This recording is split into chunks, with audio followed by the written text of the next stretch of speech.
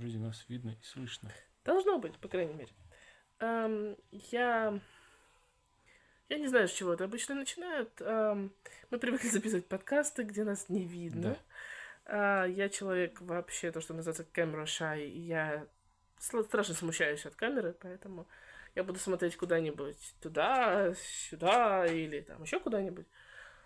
Ам, И, и скажу уже что-нибудь, потому что... Я считаю, что уже надо перестать стесняться себя, надо себя распаковывать и раскрывать как экспертов, потому что если мы не можем рассказать о том, что мы делаем, как мы можем помочь другим. Сначала надо помочь себе, побороть стеснение, обрести уверенность в себе, а потом помогать в этом другим людям, потому что им тоже это нужно. Правильно? Ам, Наверное, да. Но ты обычно... Ты обычно... ам, Примерно с этого и начинаешь. Да. В общем-то. Мне, чтобы прийти к осознанию того, что я такое, чем я занимаюсь, обычно требуется больше времени. Угу. Потому что так я делаю кучу вещей, и время от времени увлекаюсь очень большим множеством проектов. Мне довольно сложно приткнуть себя к одной категории и успокоиться на этом. Потому что когда в бытность мою занятиями эзотерикой и прочим мне спрашивали, ну вы кто? Ну вот вы там, как вот, как вот Маша, биоэнергет, или вы там ведьма, или вы там кто? Мне было сложно с ответом на этот вопрос, потому что для меня ведьма это человек, который много учится тому, что он собирается давать другим. Да, это в первую очередь такой ментор скорее, чем человек с волшебной палочкой, который кричит заклинания и помешивает там котел поварешкой. Это стереотип, которому нет места в современном мире. Потому что современные ведьмы, они не такие, как наши убитые экстрасенсов. Они нормальные абсолютно люди. И они используют свои инструменты для того, чтобы помочь другим людям. То же самое с писателями, переводчиками и всем прочим. Ты же не можешь сходу сказать, там, не знаю, я пожалуй, переводчик, как Воланд Булгакова. Потому что кроме этого в тебе есть еще куча всего. И тебе каждый раз кажется, что сужая себя до одного определения, ты себя вроде как упрощаешь. И ты теряешь все остальное. И в этом главная сложность, потому что ты просто не можешь дать себе достаточно свободы, чтобы перечислить все 20 категорий, к которым ты относишься. Тебе обязательно, как и всем остальным людям, нужно зацепиться за что-нибудь одно и эксплуатировать это в хвост в гриву. То есть, да, я представляюсь как переводчик, но значит ли это, что я только переводчик? Нет, это значит, что это самая понятная для других людей категория, к которой я могу себя причислить. Потому что если я буду говорить, что я ресерчер, или историк, или писатель, или крафтер, вот оно, доказательство. Мне скажут, так вы вяжете. Они зацепятся за то, что они увидят. Да. Это можно пощупать. Значит, я, вероятно, сижу и целыми днями это делаю. Нет, я не делаю это целыми днями. Или, например, я люблю криминалистику. Это же не значит, что я криминалист. Прежде чем назвать себя криминалистом, мне нужно еще пройти мои остальные 8 курсов, понять, что я улавливаю все тонкости, и потом с этим подходить к криминалистике. При этом у меня, возможно, не будет под рукой диплома с надписью «криминалист» или там корочки. Я буду чувствовать, что полученное мной образование, оно мне помогает, а потом уже помогает всем остальным. Потому что, по крайней мере, я могу потом об этом говорить, или я могу это употребить как писатель, потому что как писатель я, в общем, работаю фактически с жанром, который близок к true crime, но это не значит, что я пишу в жанре true crime. Опять же, вот... To be or not Да. to be. That is the question, понимаешь? Потому что, это же выбор. Но вот в этом вся проблема, да? Ты переводчик или кто-то еще. Да. Надо расставлять приоритеты. Да, но кто-то может сказать, я ж мать, я не могу загнать себя только в это. Хотя их у меня 3. Я не могу сказать, что я только занимаюсь этим, потому что... Хотя мать это вообще-то работает до 24 часа 7 дней в неделю. У меня нет выходных. И то, что мы сейчас это записываем, это наши 4 часа выходного дня. Ну, между всеми детьми там в садах и условно школах. говоря, у наших родителей тоже были дети. Да. И, соответственно, они занимались детьми. Да, Но это не значит, что они больше ничем не у занимались. них была официальная работа. Да. Это, опять-таки, приводит нас к нашей основной теме. К смене мировоззрения и мироощущения, как ключику к тому, кем мы являемся и что мы делаем, в общем-то. Это касается не только нас двоих. Со стороны кажемся абсолютными психами, но это неправда. Мы больше, чем абсолютные психи. Потому что каждый, в общем-то, фанат того, что он делает. Да. При этом я не могу сказать, что мы там преподаватели, например, хотя у нас у обоих был преподавательский опыт. Но я, например, выросла в преподавательской семье. Наполовину в преподавательской, наполовину в врачебной. Я же не могу сказать, если я ребенок врачей, то я врач.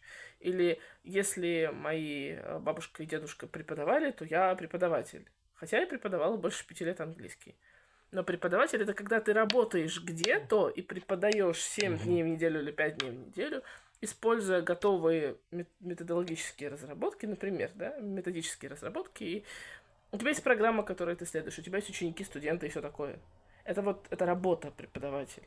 Ну, или ты Или сам это это все призвание. готовишь, Да. сам готовишь материалы, сам ищешь людей и преподаешь это самостоятельно там, где тебе это удобно. Я так делал тоже несколько Легче лет. всего назвать себя преподавателем. Будешь ли ты от этого преподавателем? Нет. То есть Это преподаватель... сужение рамок. Нет, преподаватель просто не в том дело, что сужение рамок. Преподаватель это такой... Это призвание, в общем-то. То есть этим надо дышать, это надо любить обязательно. Потому что я знаю, как выглядят преподаватели, которые устали от того, что делают. И делают это потому, что они делали это 40 лет, 30 лет, 20 лет. Да, это профессиональное выгорание, которое начинается, наверное, на 5-й год, на 10-й. Моя бабушка преподавала больше 30 лет. Я ни разу не замечала у нее выгорания. Она приходила домой, она делала себе там наскоро какой-нибудь перекус, наливала себе чашечку кофе, садилась проверять детские работы. Она преподавала историю обществознания в школе. И при этом еще была директором школы. То есть у нее ей эта школа могла надоесть. Вот как пить дать давным-давно. Но она не надоедала. То есть таких фанатов своего дела, как моя бабушка, надо было еще поискать. Мой дедушка работал в университете тоже больше 30 лет. Работал, пока ему не исполнилось, по-моему, едва ли не 80. То есть он настолько любил свое дело, на нем держалась вся история в университете, там история стран Европы, Америки, России, все это. Он до последнего писал лекции вручную, хотя у него стоял компьютер, и он на нем работал. Ему каждый раз говорил: почему ты это делаешь вручную? Я к этому привык, говорит он, я так лучше чувствую предмет. Ну ты же все наизусть знаешь. Но жизнь все время меняется, и я вношу коррективы в лекции, потому что я не могу читать их так же, как читал 10 лет назад. История за это время изменилась. Мне надо кое-что добавить. У него эти лекции могла быть, не знаю, 20 листов вручную написанных листов А4. И это был не ленивый подход. Вот он привык так работать, и он так работал. А когда я готовилась к урокам, было то же самое. У меня были какие-то там замечания, дополнительные материалы. Это было фанатичное рытье в материалах, потому что я понимала, что учебника детям не хватит. Детям никогда не хватает просто учебника. Тебе нужно давать им что-то сверх, чтобы зацепить их еще больше. Потому что если ты не сделаешь этого на уровне 5-15 лет, то дальше будет совсем плохо. Дальше у них не хватит ни фокуса внимания, жизнь там еще заберет свое, будет там высшее образование, у них не хватит ни времени, ни сил, ни желания на то, чтобы мотивировать себя самим. Чтобы хотя бы был учебник, от которого можно отталкиваться. Учебники в языковых школах зачастую могут быть использованы только в этой языковой школе, потому что это большая-большая программа, которая продумана, и все по уровням, и нет междууровневого уровня языка. Есть А1, А2, нет А1,5, Да. или там Б2,5.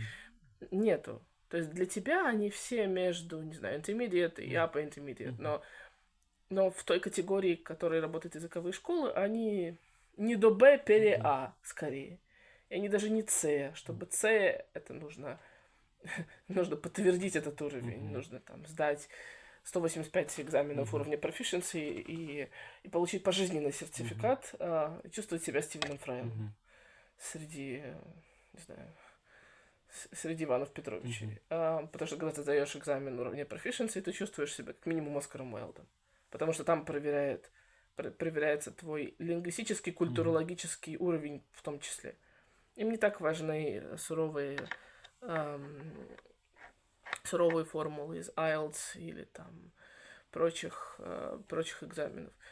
Им важен твой уровень владения языком, то есть его культурологической стороной, лингвистической стороной, этими всеми идиомами, фразовыми глаголами, оборотами. Чем цветистее твой язык, тем лучше. Для proficiency.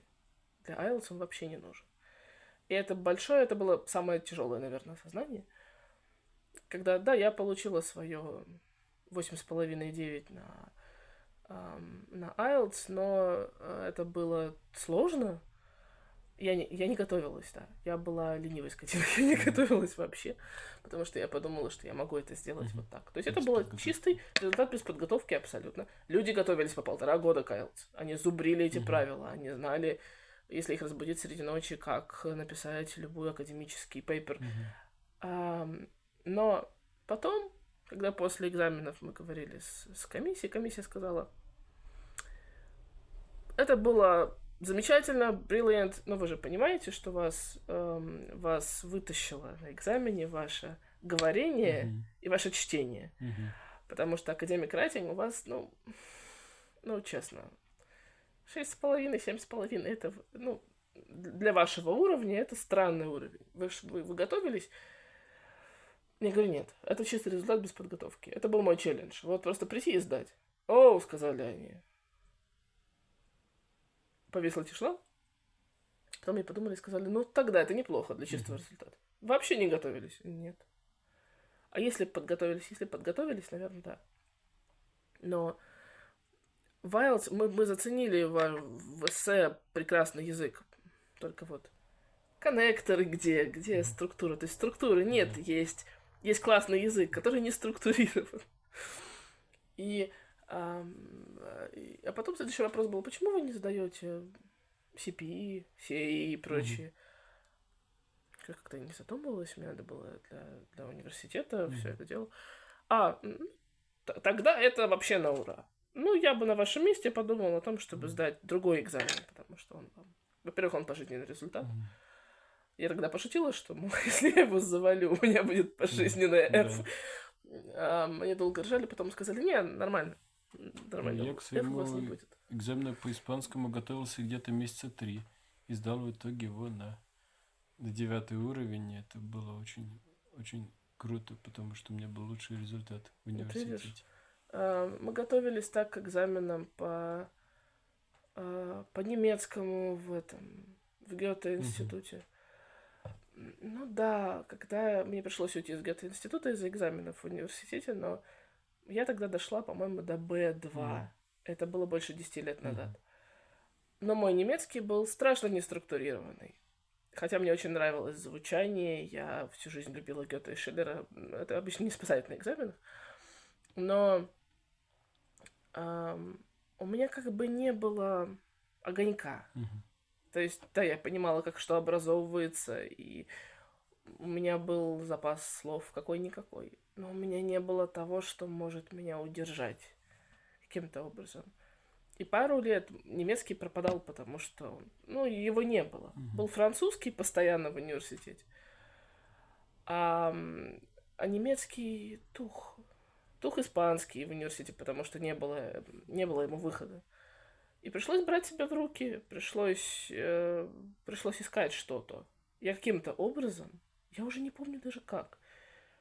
Не засыпай, тебя снимает скрытая камера. Я не помню даже как, но я натолкнулась на мюзиклы, и все. Это был такой щелк, такой силы, что это до сих пор держит. Потому что я понимаю, что если я до сих пор помню эти песни наизусть, и я знаю, о чем в них поется, и я могу их с лету перевести, или если я услышу немецкую речь, я не закричу «Фашисты, фашисты, фашисты!» убегу куда-нибудь. Ну, благо, я живу, в общем-то, на территории, которая была долгое время подвластна Тевтонскому ордену, так что тут немецкая память, она сильна, в общем-то. И собственная кровь, видимо, тоже дает, знаете. Я не могу сказать, что я забываю немецкий язык. Я его понимаю, я его читаю, он меня больше не пугает длинными словами, суть которых сводится к ежикам, или, не знаю, там, к бабочкам, или, не знаю, раньше пугало, потому что когда ты видишь слово из 14 букв, которое означает, не знаю, ежик, и видишь эти мемы про то, что всюду бабочка как бабочка, а там какой-нибудь Кугельшрайбер, но тебя это перестает пугать, потому что пока у тебя есть мюзиклы и музыка, и это не Рамштайн, вообще ни разу, но ты роешь, и тебе открываются там новые и новые немецкие мюзиклы, ты тормозишь, как у меня это было. У меня играет немецкий мюзикл внезапно в рандомном плейлисте, я иду куда-нибудь, играет немецкая песня, я торможу, мозг такой пинь! We got this! Все, и я понимаю, я понимаю, что все это еще я могу переключиться с языка на язык. Не так, чтобы прямо бегло, потому что мой основной язык все-таки английский. Я не могу за 6 секунд переключиться в кучу режимов сразу и выдвинуть вам предложение на 5 языках. Будет звучать ужасно. Очень комично, очень ужасно, но это не совсем тот момент. Если бы я столько работала с немецким или с французским, или с итальянским, не знаю, с испанским, наверное, от меня с ума сходили бы люди вокруг. Тут еще вопрос, кто-то к чему вообще душа лежит. Потому что это тоже может в течение жизни меняться. Я люблю языки, но моя самая большая любовь — это английский. Это абсолютно точно. То есть, если бы у меня не было этого, я бы сейчас здесь не сидела.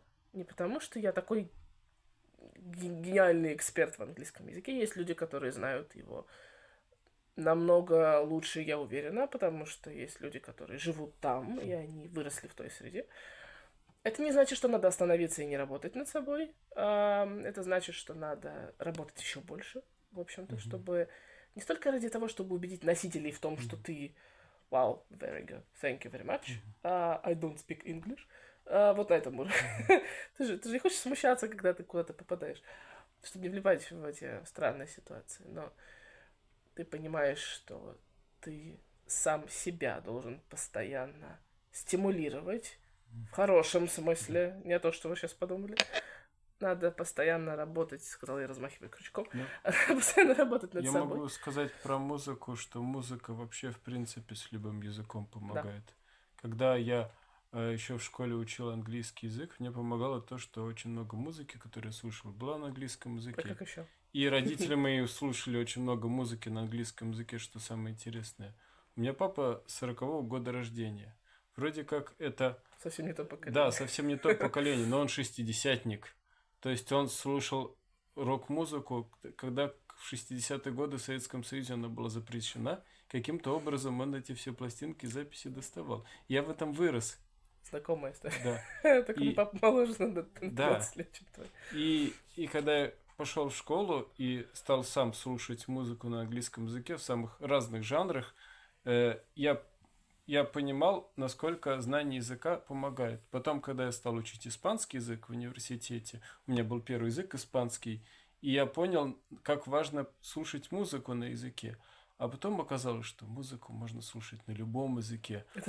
Какой язык не ткнешь пальцем, на нем уже есть музыка, причем не одна какая-то песня, а десятки, сотен песен. И ты таким образом открываешь кучу жанров в музыке самых разных стран. С одной стороны, с другой стороны, ты получаешь удовольствие от этого, а с третьей ты понимаешь, о чем песня. А еще есть очень классный для себя челлендж, когда есть мюзикл, который переводится на другие языки, в которых ты что-то соображаешь. Ты можешь просто сравнивать перевод с оригиналом и понимать, где он играет лучше. Есть абсолютно хрестоматийный пример в плане мюзиклов. Есть ряд мюзиклов, которые провалились на английском практически. Но на немецком они оказались просто шедевральными. Есть мюзикл, который придумал Роман Поланский после того, как снял «Бесстрашных охотников за вампирами». «Бал вампиров», собственно. «Бал вампиров» на английском на Бродвее провалился, несмотря на Майкла Кроуфорда, который после успеха «Призрака оперы» мог бы вытащить все. Но он провалился, его не восприняли вообще. Ну, в общем, это никого не остановило, потому что потом за него взялись немцы. Мгм. Был Михаэль Кунце, там Кентауэр еще дополнительно поставил кучу танцев, сценографию поменяли, написали изумительнейший текст. Танц дер вампир идет Мгм. до сих пор, Мгм. в Вене идет до сих пор, в Берлине. То есть И собирают целые залы. это тот мюзикл, от которого тебя перехватывает, потому что перехватывает все от дыхания до прочих органов, потому что это, на мой взгляд, единственный вампирский мюзикл, рок-мюзикл, связанный с вампирами, в котором все настолько идеально, в котором ведущий вампир это не просто Welcome, мистер Харкер, to my home, потому что это не Welcome, мистер Харкер, это Трансильвания, и это и рядом только еврейская таверна, буквально, и сумасшедший ученый, который из Кёнигсберга, из всех мест. Да-да-да. Он приезжает из Кёнигсберга, чтобы убедить своих кёнигсбергских коллег в том, что вампиры существуют. И он встречает интеллектуального умницу вампира графа, графа-вампира, вернее, вот порядок слов из других языков. Графа-вампира, который ему с ницшанской и философской точки зрения опровергает все его аргументы. В итоге все в конце становятся вампирами, кроме, по-моему, профессора, потому что этого очесноковленного, вооруженного кучей этих осиновых кольев, его ничем не проймешь. Но его помощник стал вампиром, потому что он влюбился в девушку, которую унес вампир, который его потом покусал. И больше всего, конечно, цепляет граф, потому что это обычно его играют шикарные мужики, голосистые шикарные мужики. Что там был и Томас Борхерт, там был Ян Аман прекрасный, и Флориан Зойка, которого я зову Флориан Зойка, потому что он так пишется. Но на самом деле русский фандом давно зовет его Зойка. И когда Флориан играл графа, я его видела в этой роли. Русский фандом сказал: ты была в Зойкиной квартире. Потому что это так мило. Там были сумасшедшие классные исполнители. Но публику... На втором месте у публики гей-сын главного вампира, который половину мюзикла охотится за молоденьким помощником профессора.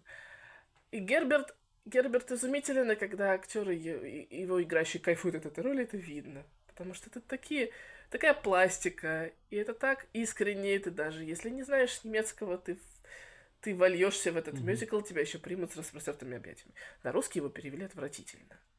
Вот тут уж мой весь этот, как его, ангст, этот весь он сыграл в полной мере, потому что это слушать невозможно. Не пропивается он по-русски. Ну, есть любительские переводы, но их не использовали. Их не использовали. Как все радовались, когда Веберовского фантома начали переводить. И как долго все плевались. Потому что призрак оперы в моей башке застыл, а не совсем не поется. Потому что никак не уловят одну простую истину. Ритмика. И музыкальная ритмика у всех языков разная. Ты не втиснешь язык, написанный, вернее, фразу музыкальную, написанную ёмким английским языком, в русский, который обладает совершенно другой структурой. В русском более громоздкие слова, более длинные слова. Короче, слова в русском, только если это матерная лексика. Это как мы с тобой разбирали переводы Ворона на русский язык, которых 12 штук. Это поэзия, там еще все хуже. Да. У каждого свой перевод. Мюзиклы на русский вообще плохо переводятся. Они страшно страдают, они выходят как после автокатастрофы, потому что там их вытягивает только музыка. Но ритмически уложить русский текст на рок, оперу типа Jesus Christ Superstar у вас не получится.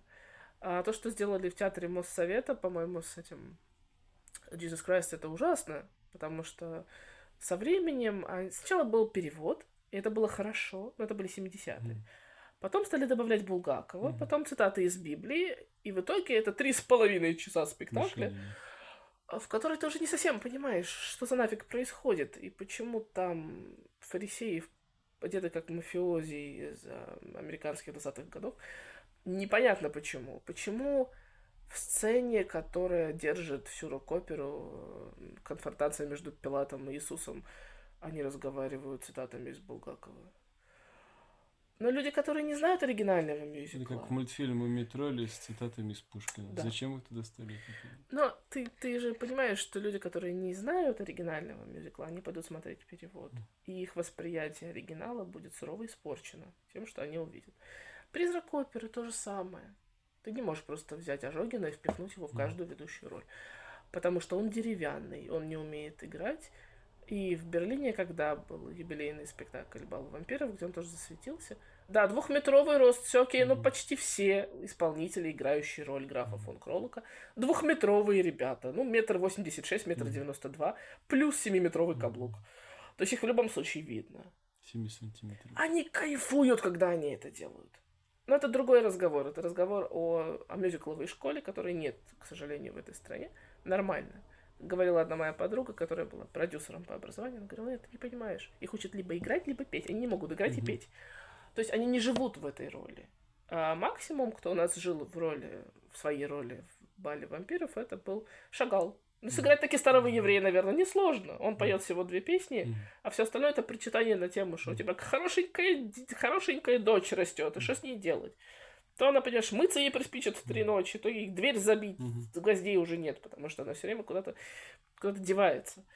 Я, как человек с хорошенькой упрямой дочерью, очень хорошо понимаю Шагала, потому что такая же Сара растет, она поет в ванной, в общем, все дела, я это вижу. Но сыграть с кайфом старого еврея таки очень, очень хорошо.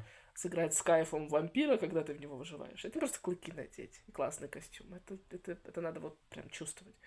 Поэтому Дракула Гэри Олдмана всегда будет лучшим, наверное, после Дракул старой школы. Надо просто вот влиться туда. А когда тебя этому не учат, ну вот проваливается мюзикл. Когда ты знаешь несколько языков, ты можешь судить о качестве перевода. Был сумасшедший классный эксперимент на юбилейном показе мюзикла «Элизабет» о Сиси, известной этой австро-венгерской императрице. Там было 6 исполнительниц. И, соответственно, каждая пела куплет на своем языке. Немецкий, голландский, там был японский, венгерский, дай бог памяти. И еще кто-то там был. В общем, шоу-кейс был потрясающий, потому что ария Гигехерна Мир, она очень классная, она очень сильная, и она про, в общем-то, самореализацию женскую. Обычно все ей подпевают, но на фоне... Я не знаю венгерского, я не говорю по-японски. Но я могу судить о том, как качественно перевели, когда это все поется на одном дыхании. Как будто песня так и была написана на 6 языках. И она классно звучит. Не столько из-за вокальных данных, хотя они у всех потрясающие, а потому что немецкий перетекает в другие языки, как по маслу. У тебя нет такого ощущения, что просто напихали кучу слов в одну музыкальную строчку. Как было с «Отверженными», когда 17 вальжанов из разных стран пели по очереди по одной строчке. Да, польский несколько выбивался, но там просто такие слова, которые вечно выбиваются. Но это все равно звучало как абсолютно единое написанное полотно. Если бы туда вставили русский, провалилось бы. Потому что либо у нас переводят смысл, либо буквально как написано. Если переводить буквально как написано, то, в общем, по лесу с елками ехал тарантас, получится. Потому что не пропоется. Если переводить смысл, то страдает выражение. Но таким нам продолжают завозить мюзиклы. И Джекила и Хайда, который, кстати, по-немецки лучше, чем по-английски, хотя написан изначально по-английски. Мюзиклы Фрэнка Уайлдхорна вообще лучше звучат по-немецки. Это почему-то какой-то парадокс для меня абсолютно. И Фантом Уайлдхорновский, и Джекил и Хайд, и кстати, этот, как бишь его... Только недавно я его слушал. Дракула. Дракула по-немецки звучит офигительно. По-английски в нем как бы вот не хватает, хотя Уайлдхорн писал его по-английски. Но вот в немецком заиграло. И это, наверное, потому, что Сильвестр Левай или Михаэль Кунце, или кто-то, в основном Кунце делает переводы, он прямо таки... Чувствует. Да, это прямо вот душа текста. И по-немецки еще и точнее будет. Как будто, знаете, Гёте с Шиллером сошлись и написали мюзикл быстренько. нет ничего лишнего. Это не тот вариант, когда Брюно Пелетье решил сделать мюзикл про Дракулу на французском. Вышла такая мешанина всего, что ты смотришь мюзикл, и все поют по-французски про то, как тяжела жизнь, а потом вдруг внезапно «Чуешь?» Чего? Зачем? Зачем украинский там в Трансильвании? Вообще непонятно. И почему они поют «Цвиты Террен» внезапно? Потому что режиссер-постановщик был украинец, и он решил, что надо национального колорита добавить. Ну, где-то Трансильвания, идея мать Украина. Я вот не вижу этого. Надо было тогда действие в Буковину переводить. Да, но знаете, я люблю Брюно Пелетье, поэтому, когда поет Брюно Пелетье, я готова на это смотреть на любом языке. Был другой опыт, у него была песня чудесная, называется «Love, Amor, Amore», 17 языков. Он просто ехал в поезде, и он постоянно слышал туристов из других стран. Он приехал и сказал своему любимому песенному поэту: «Сделай что-нибудь с этим, у меня в голове полный бишбармак творится». И в итоге ему написали песню, состоящую из обрывков фраз о любви на 17 языках. И он ее спел. И офигительно получилось. Там даже было где-то про любовь. Француз, говорящий по-русски, это вообще всегда трогательно. А тут еще и поющий. И это изумительно. Нотр-Дам де Пари, который по-французски конфетка, на других языках он умирает медленно и мучительно.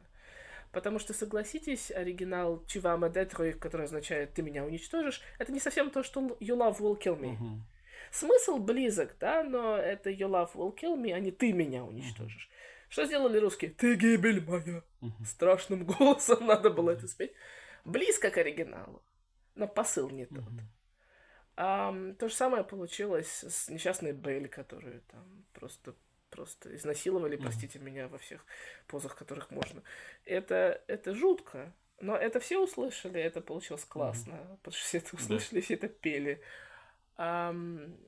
Но французский не жестокий язык. Французский язык романтики, куртуазности его таким сделали. Он традиционно такой. Поэтому там могут быть жесткие тексты, но это все равно будет звучать, как будто вам пирожные дают. И в нем много эмоций. С немецким та же самая история. Он музыкальный, он поэтичный. Он может звучать Рамштайном.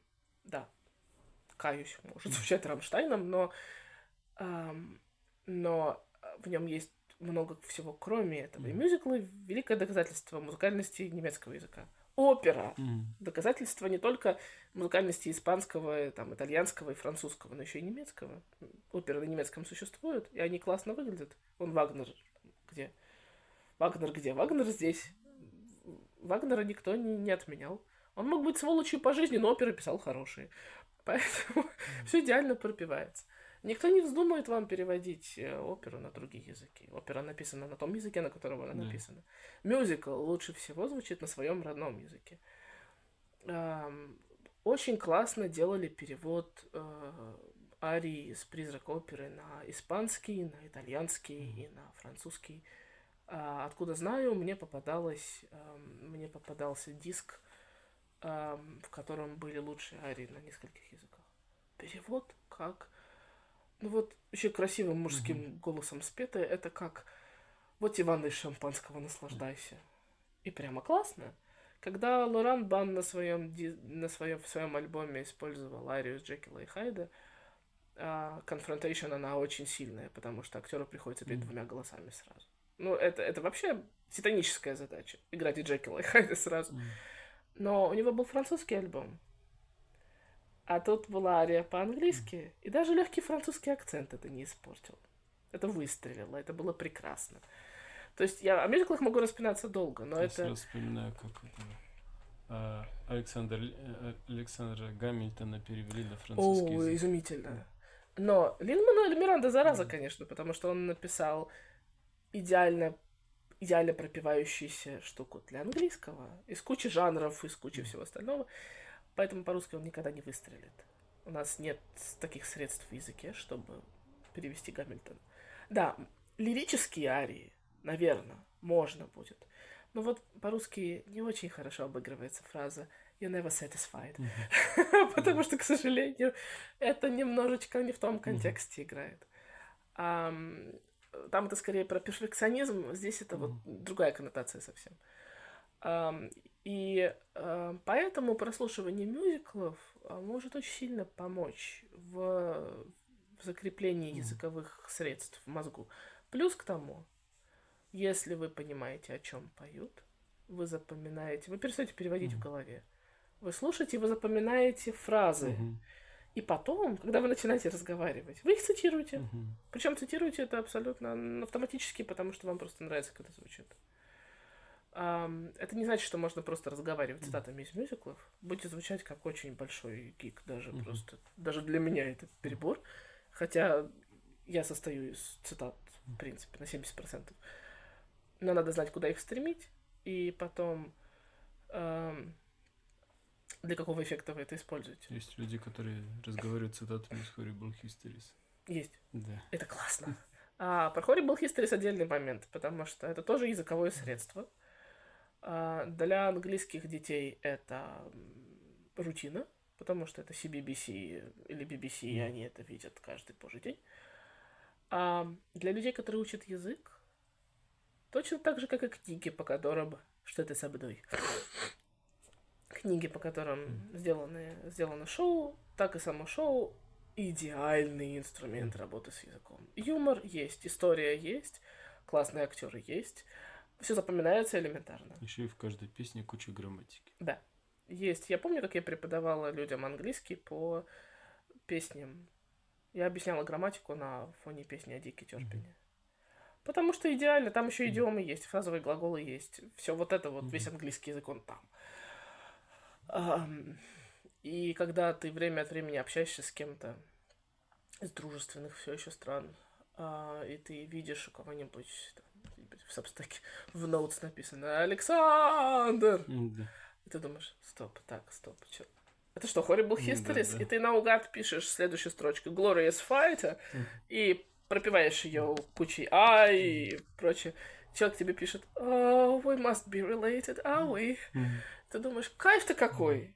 Давно потерянная моя сестра через 4 страны от меня. Очаровательно же. Точно так же, как люди проверяют твоего ли Поля Ягода, кидая им цитаты из Монти Пайтона. Или из Дживса и Вустера, или из Фрая Лори, или любого другого стейпла британского юмора. Это то, что составляет культурный код. Да. Культурный код в изучении языка — это просто 100% важно, потому что вы не можете учить язык в отрыве от культурного кода. Это та же, кстати, ошибка, которую совершают иностранцы, которые учат русский язык. По Пушкину, по Лермонтову, по Достоевскому. Хотя уже так не Толстой. У Илийской была замечательная фраза, я ее слегка перевру, в книге «Искренне ваш Шурик».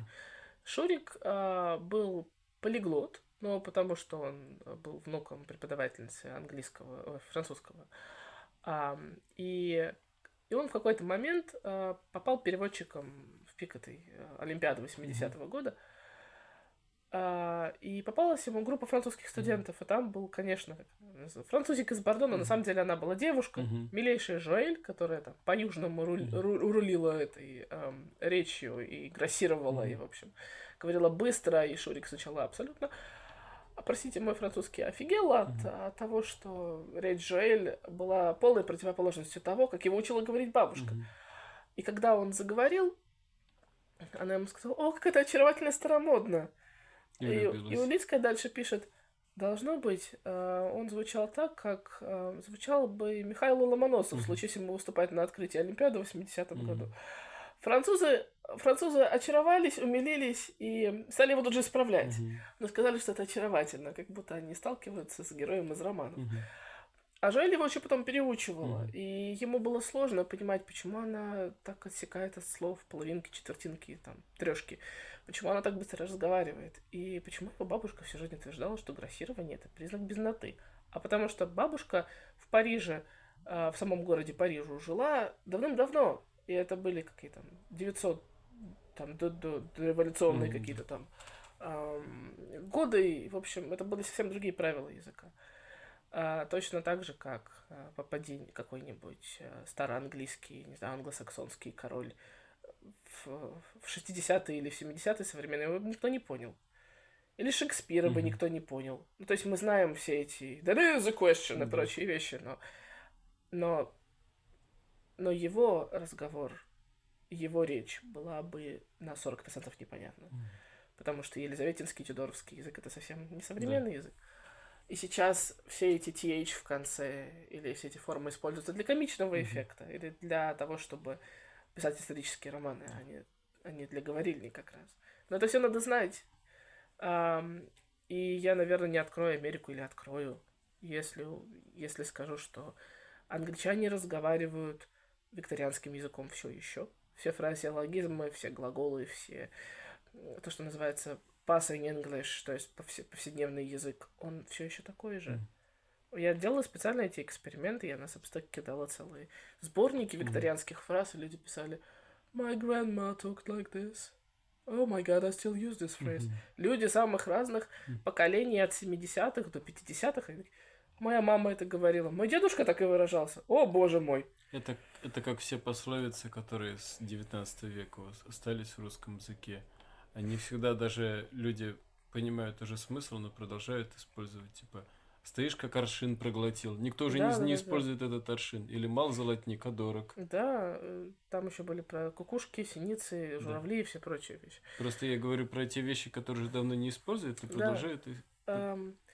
И мы все еще это употребляем, просто мы не отдаем себе отчета в том, что мы это делаем, потому что это часть культурного кода. Да.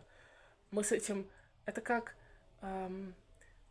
То, с чем мы бились, пока мы делали ресерч в местном историческом контексте. Ты наталкиваешься на большой, огромный, неподъемный каменюку. Мой русский язык страдает сегодня. На большой неподъемный каменюк, который можно кратко назвать советская перспектива. Или советское восприятие истории, как хотите. В общем, это советский взгляд. Причем поствоенный. Ты наталкиваешься на это неподъемный тяжелый монолит. Этот монолит просочился по крошечкам в учебники истории, в прессу, на которую до сих пор все очень живо реагируют, потому что это же теперь исторический источник газеты 40-х, 50-х годов. Хотя, как меня научил викторианский ресерч мой, газеты — это странная штука, которые события пересказываются так, как удобно газетчикам, и делается фокус ровно на том, на чем нужно сделать фокус, а не на правде, к сожалению. Пресса до сих пор использует эти приемы, потому что пресса мало изменилась, она стала только более кровожадной, более жесткой, более скандальной, но это не значит, что качество прессы и подход к созданию пресс-материалов сильно поменялся с викторианских времен. Нифига он не поменялся. Поэтому мы не можем опираться на газеты как на информационный источник. Это не может быть источником. Разве что в плане погоды или каких-нибудь общемировых событий краткая сводка. А не, ну в газетах же писали, что вот он это и сделал, а он это сделал потому-то. Он это делал потому-то, но это не потому, что газета так решила. А потому что газете сообщил другой источник, которому сообщил третий источник, которому сообщил четвертый источник. Это сарафанное радио, то, что попадает в итоге в газету. Очень здорово можно понять это, если ты занимаешься вещами типа true crime или криминалистики, и ты видишь, как обращаются с личными историями в газетах. Либо скандал, салат, скандал или шляпка. Вот это вот получается. И когда ты наталкиваешься на советское мировосприятие или восприятие истории вот этого вот периода поствоенного, ты понимаешь, что ты не сможешь его просто логическими доводами разбить. У тебя есть все инструменты, но проблема в том, что никто этого не будет слушать, потому что тут наступает вопрос, почему?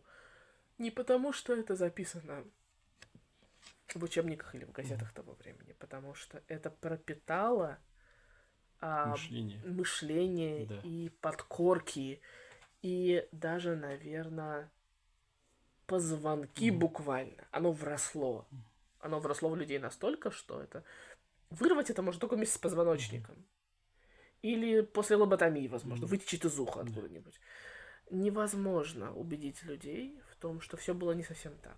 Потому что Касается это Тевтонского ордена или касается это поствоенной ситуации в Кёнигсберге или с тем, кто на самом деле разрушил город. И ответ будет нет, это не английские летчики, например. Но есть пропаганда, которая широко использовалась, и эта пропаганда меняет правду на удобную правду. Потому что когда Геббельс писал о 5000 жертв или потом 6000 жертв, это была немецкая пропаганда. Когда советские информбюро писало о том, что здесь творилось, они могли увеличивать цифры, они могли их преуменьшать. Но они держались в тех же рамках, потому что это добавляет, весу добавляет. That is the question, да, вот он. Когда... Сразу вся вина перекладывается. Да, когда американцы и англичане делали сводки после полетов сюда, после подведения итогов потерь и всего остального, цифры были совсем другие. Когда местные делали сводки, да, и оказалось, что там 100, 200, 300 человек, даже пусть 600, но не 6 тысяч. Или когда используют в качестве источника воспоминаний людей, которых даже не было в этот период в городе. Да, Михаил Вик прекрасен, это очень детальное повествование, но его не было в моменты, когда была бомбардировка города. И опять же, все зависит от терминологии, которую ты используешь. А современная история, к сожалению, она грешит тем, что используются самые мерзкие формулировки, у которых есть свои ассоциации, коннотации и прочие штуки. И ты учишься, когда ты разбираешься в историческом материале, ты учишься лавировать между этим. Ты понимаешь, как помогает знание 5 языков, как минимум, потому что только с русскими источниками или с переводом немецких источников ты не увидишь всей картины, потому что перевод... А ты сам переводчик, ты знаешь, как это бывает? Тебе не нравится тут это слово, ты его откорректировал. Тебе не нравится, вот как это здесь звучит, ты переписал это. И в итоге от истинного положения вещей получается сказочка про, не знаю, там, принцесса была ужасная, погода была прекрасная. Или наоборот. Принцесса была ужасная, погода была прекрасная. Или наоборот. Принцесса была ужасная, там, не знаю, принцесса была прекрасная, погода была ужасная. Все зависит от того, кто рассказывает историю. Это понимают все люди во всем мире, кроме прессы, которая очень хорошо использует это как рычаг психологического давления. И ты учишься в этом разбираться. Рано или поздно. Тебе приходится, потому что ты влипаешь в эти культурные коды, и ты видишь, что культурный код поколения 60-х и 70-х вот где-нибудь там, в Великобритании. Это Beatles, Rolling Stones и Монти Пайтон, да, Бенни Хилл. То есть это совсем другое. 80-е это язык Тэтчер, это другие вещи, да, там Ирландия, Тэтчер, Queen, Элтон Джон, золотые годы рока, в общем-то. Эндрю Ллойд Уэббер со своими вещами. Над ними все так издевались из-за кошек, гляди, до сих пор показывают. Кошки. Мюзикл про кошек. Что придумал? Кошки на мусорнике орут, кто кого круче. До сих пор работает. Но издевались. Это один культурный код. Культурный код здесь, в этот момент, это как через 33 моря. Это абсолютно другая жизнь. Но на этот культурный код в 80-е здесь действует культурный код, который впитан еще в 40-х, и в 49-х, и в 50-х, потому что культурный код диктуется тем, кто находится у власти.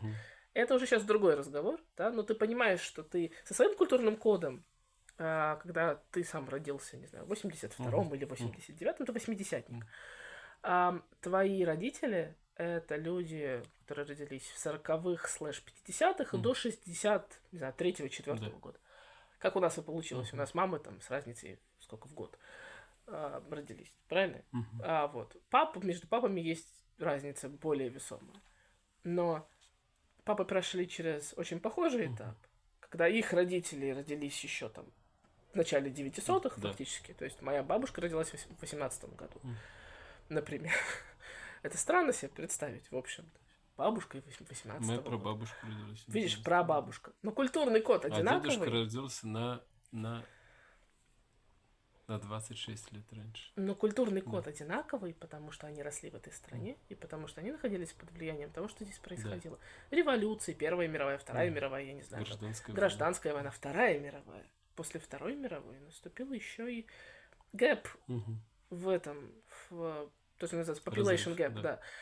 Когда часть поколения просто вынесла, и И эта яма до сих пор не преодолена. Почему социологи волнуются? Потому что эта яма до сих пор не преодолена. Каждая новая война добавляет Да. еще большую исчерпанность вот в эту ацтекскую яму, в которую можно посадить детей. Horrible Histories, опять же. То есть ты постоянно находишься на грани этого демографического фола.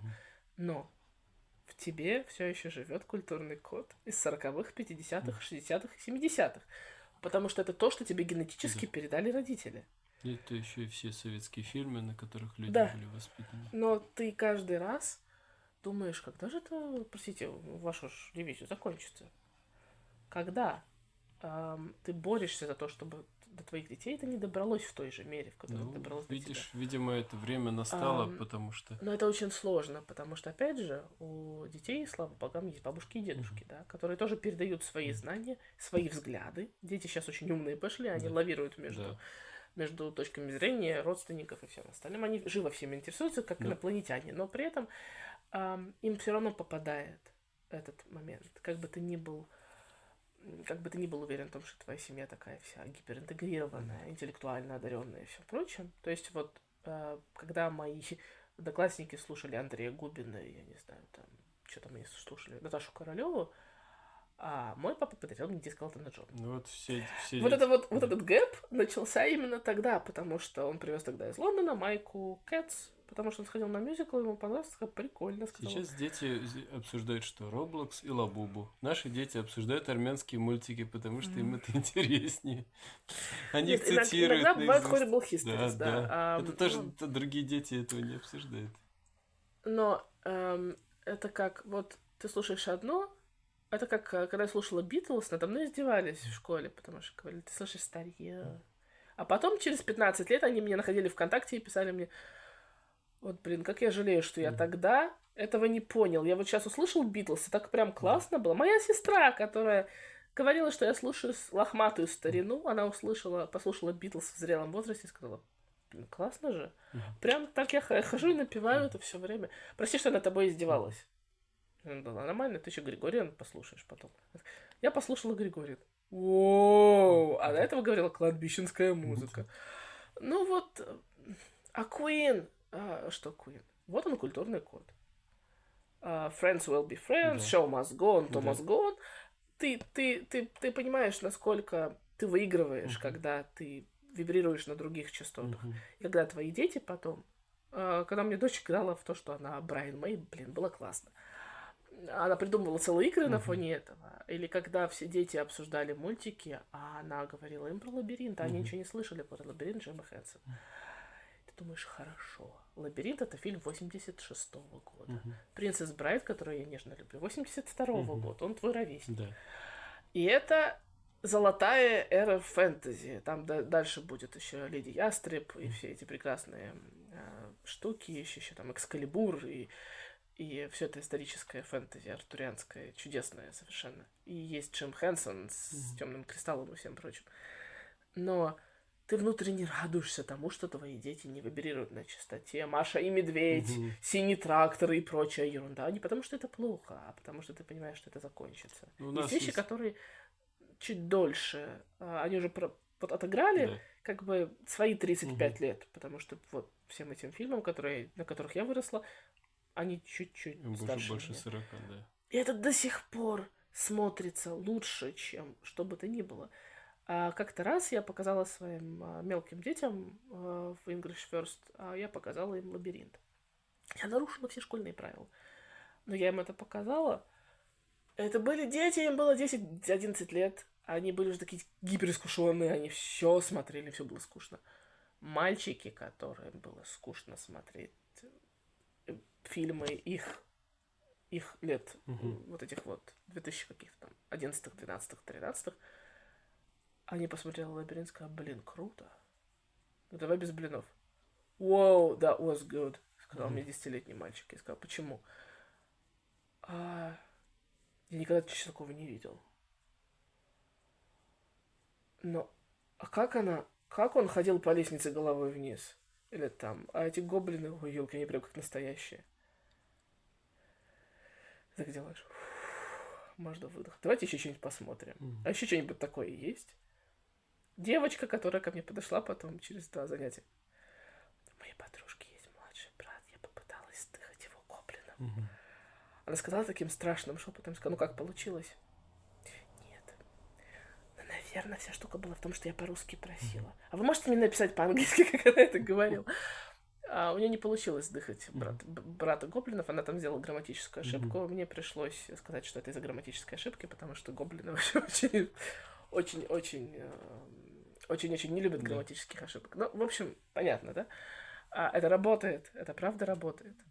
И это учит на многих уровнях. Как ответственности с младшими братьями и сестрами, так и то, что даже если в вашу комнату влетает незнакомый мужик, шикарно одетый, и предлагает вам все ваши мечты в хрустальном шаре, или как тот граф Кролок, который падал в ванну прямо сквозь крышу и кричал, ну что, генук тебе тут сидеть в ванной? Вода-то остыла, а я тебя сделаю Юнгеншон, понимаешь? Потому что ты же не всегда будешь такой красивой, а я могу. А я добрый волшебник. Эх! И умыкнул девицу. Возможно, это не лучший выход из положения. Доверяться первому незнакомому мужику, который падает на тебя в ванной. Даже если на нем шелковые брюки. И он прекрасно выглядит. И он делает тебе вот такие жесты. Наверное, не лучший выход. Может, он любит еврейскую кровь. Может, Это он просто была вкусный. единственная девушка в радиусе 100 тысяч километров. Единственная молодая девушка. Потому что вторая молодая девушка была старше, и на нее уже позарился папа той девушки, которая сидела в ванной потом. Если ты сидишь в ванной за полночь, наверное, ты кого-то ждешь. Даже если ты хорошая еврейская девушка. Но тебя же отдали в правильную школу, где тебя научили ванну принимать. Поэтому хох модернес бадецимер. Вот тебе. И губка. Меня позвали на бал, принеси мне мою губку. Ну вот, бред. Ну как работает, я имею в виду. У меня есть 2 губки. Одна моя любимая, а вторая так, с пользой. Вот, поэтому... Слушай, я хочу, чтобы ты от меня отстал. У меня новые сапожки, новая шаль. Принеси мне мою губку, пойду на бал. Нормально. Но Поланский специально сыграл на всех известных стейплах, связанных с вампирами. Он еще Альфреда играл в фильме. Да, чудесный был такой Альфред. Его будущая жена Шерон Тейт играла Сару как раз. Она была так прекрасная. Жаль, что банда Мэнсона оборвала ее жизнь. Так некрасиво. Но это, опять же, еще часть культурного кода. Горькая ирония есть в том, чтобы сыграть девушку, за которой охотится вампир, чтобы потом стать девушкой, которую убили во время беременности. Вот так, с кучей крови и, в общем, мерзость. Но, опять же, это тоже культурный код. Культурный код, потому что ты начинаешь с танцев бесстрашных охотников за вампирами, а потом смотришь другие фильмы Полански. И понимаешь, что на самом деле гораздо глубже, чем кажется. Ты не можешь существовать в своем отрезке культурного кода, который привычен для этой страны, и думать о том, что все остальные вокруг тебя поймут. Никто тебя не поймет. Никто не жил в Советском Союзе в 80-е, в 90-е. Никто, кроме тебя, не жил. Но ты не это можешь транслировать. Мне кажется, даже люди, которые в то время здесь жили, уже не очень хорошо это время помнят. Потому что есть куча других вещей, которые за это время произошли. Мы помним 2000-е, когда нам было 10, 11, 12. Был Гарри Поттер и Властелин колец.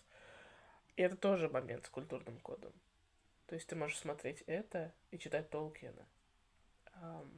Можешь... Кстати, совершила ошибку, да? Толкина, конечно. Но я всегда зову Толкиен, потому что это единственный мой промах. Да. Надеюсь, профессор меня простит. Уже традиция его так называть. Да. Даже как да. Уолтера Скотта все называют Вальтер Скотт.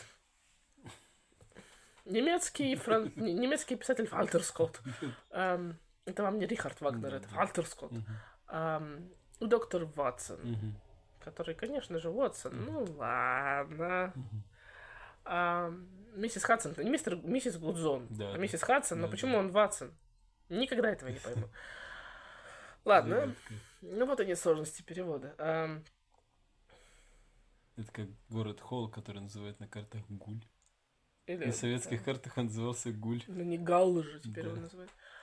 В общем, это вам не сложности и фамилии, которые читаются двойным способом, типа, например, фамилия Эберлайн, которую в одних фильмах вы слышите Эберлайн, а другая Эбелин. Или там Айнстайн, или Айнштайн, или Штайн, или Стин. Да-да. И когда ты слышишь немецкую группу Хэллоуин, которая поет тебе про доктора Штайна, ты думаешь, они же должны спеть как доктор Штайн, потому что он же... Или Стайн хотя бы. Да-да. Но они поют доктор Стин. Мгм. И ты думаешь, почему? Потому что два варианта произношения в английском языке.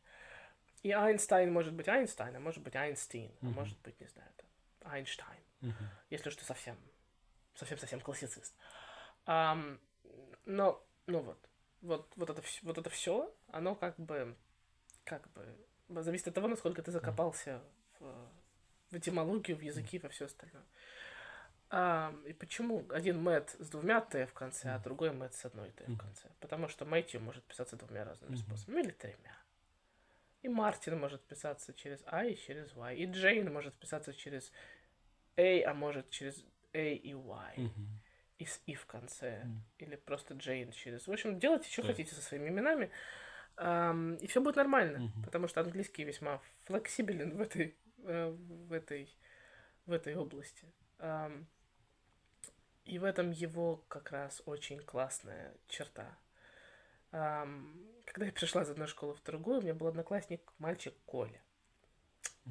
Мальчик Коля был очень умный мальчик. Он потом поступил в МАИ. И, в общем, молодец был мальчик. Он уехал после 9 класса из школы, разбил все сердца вокруг. В общем, уехал поступать в Москву и готовиться.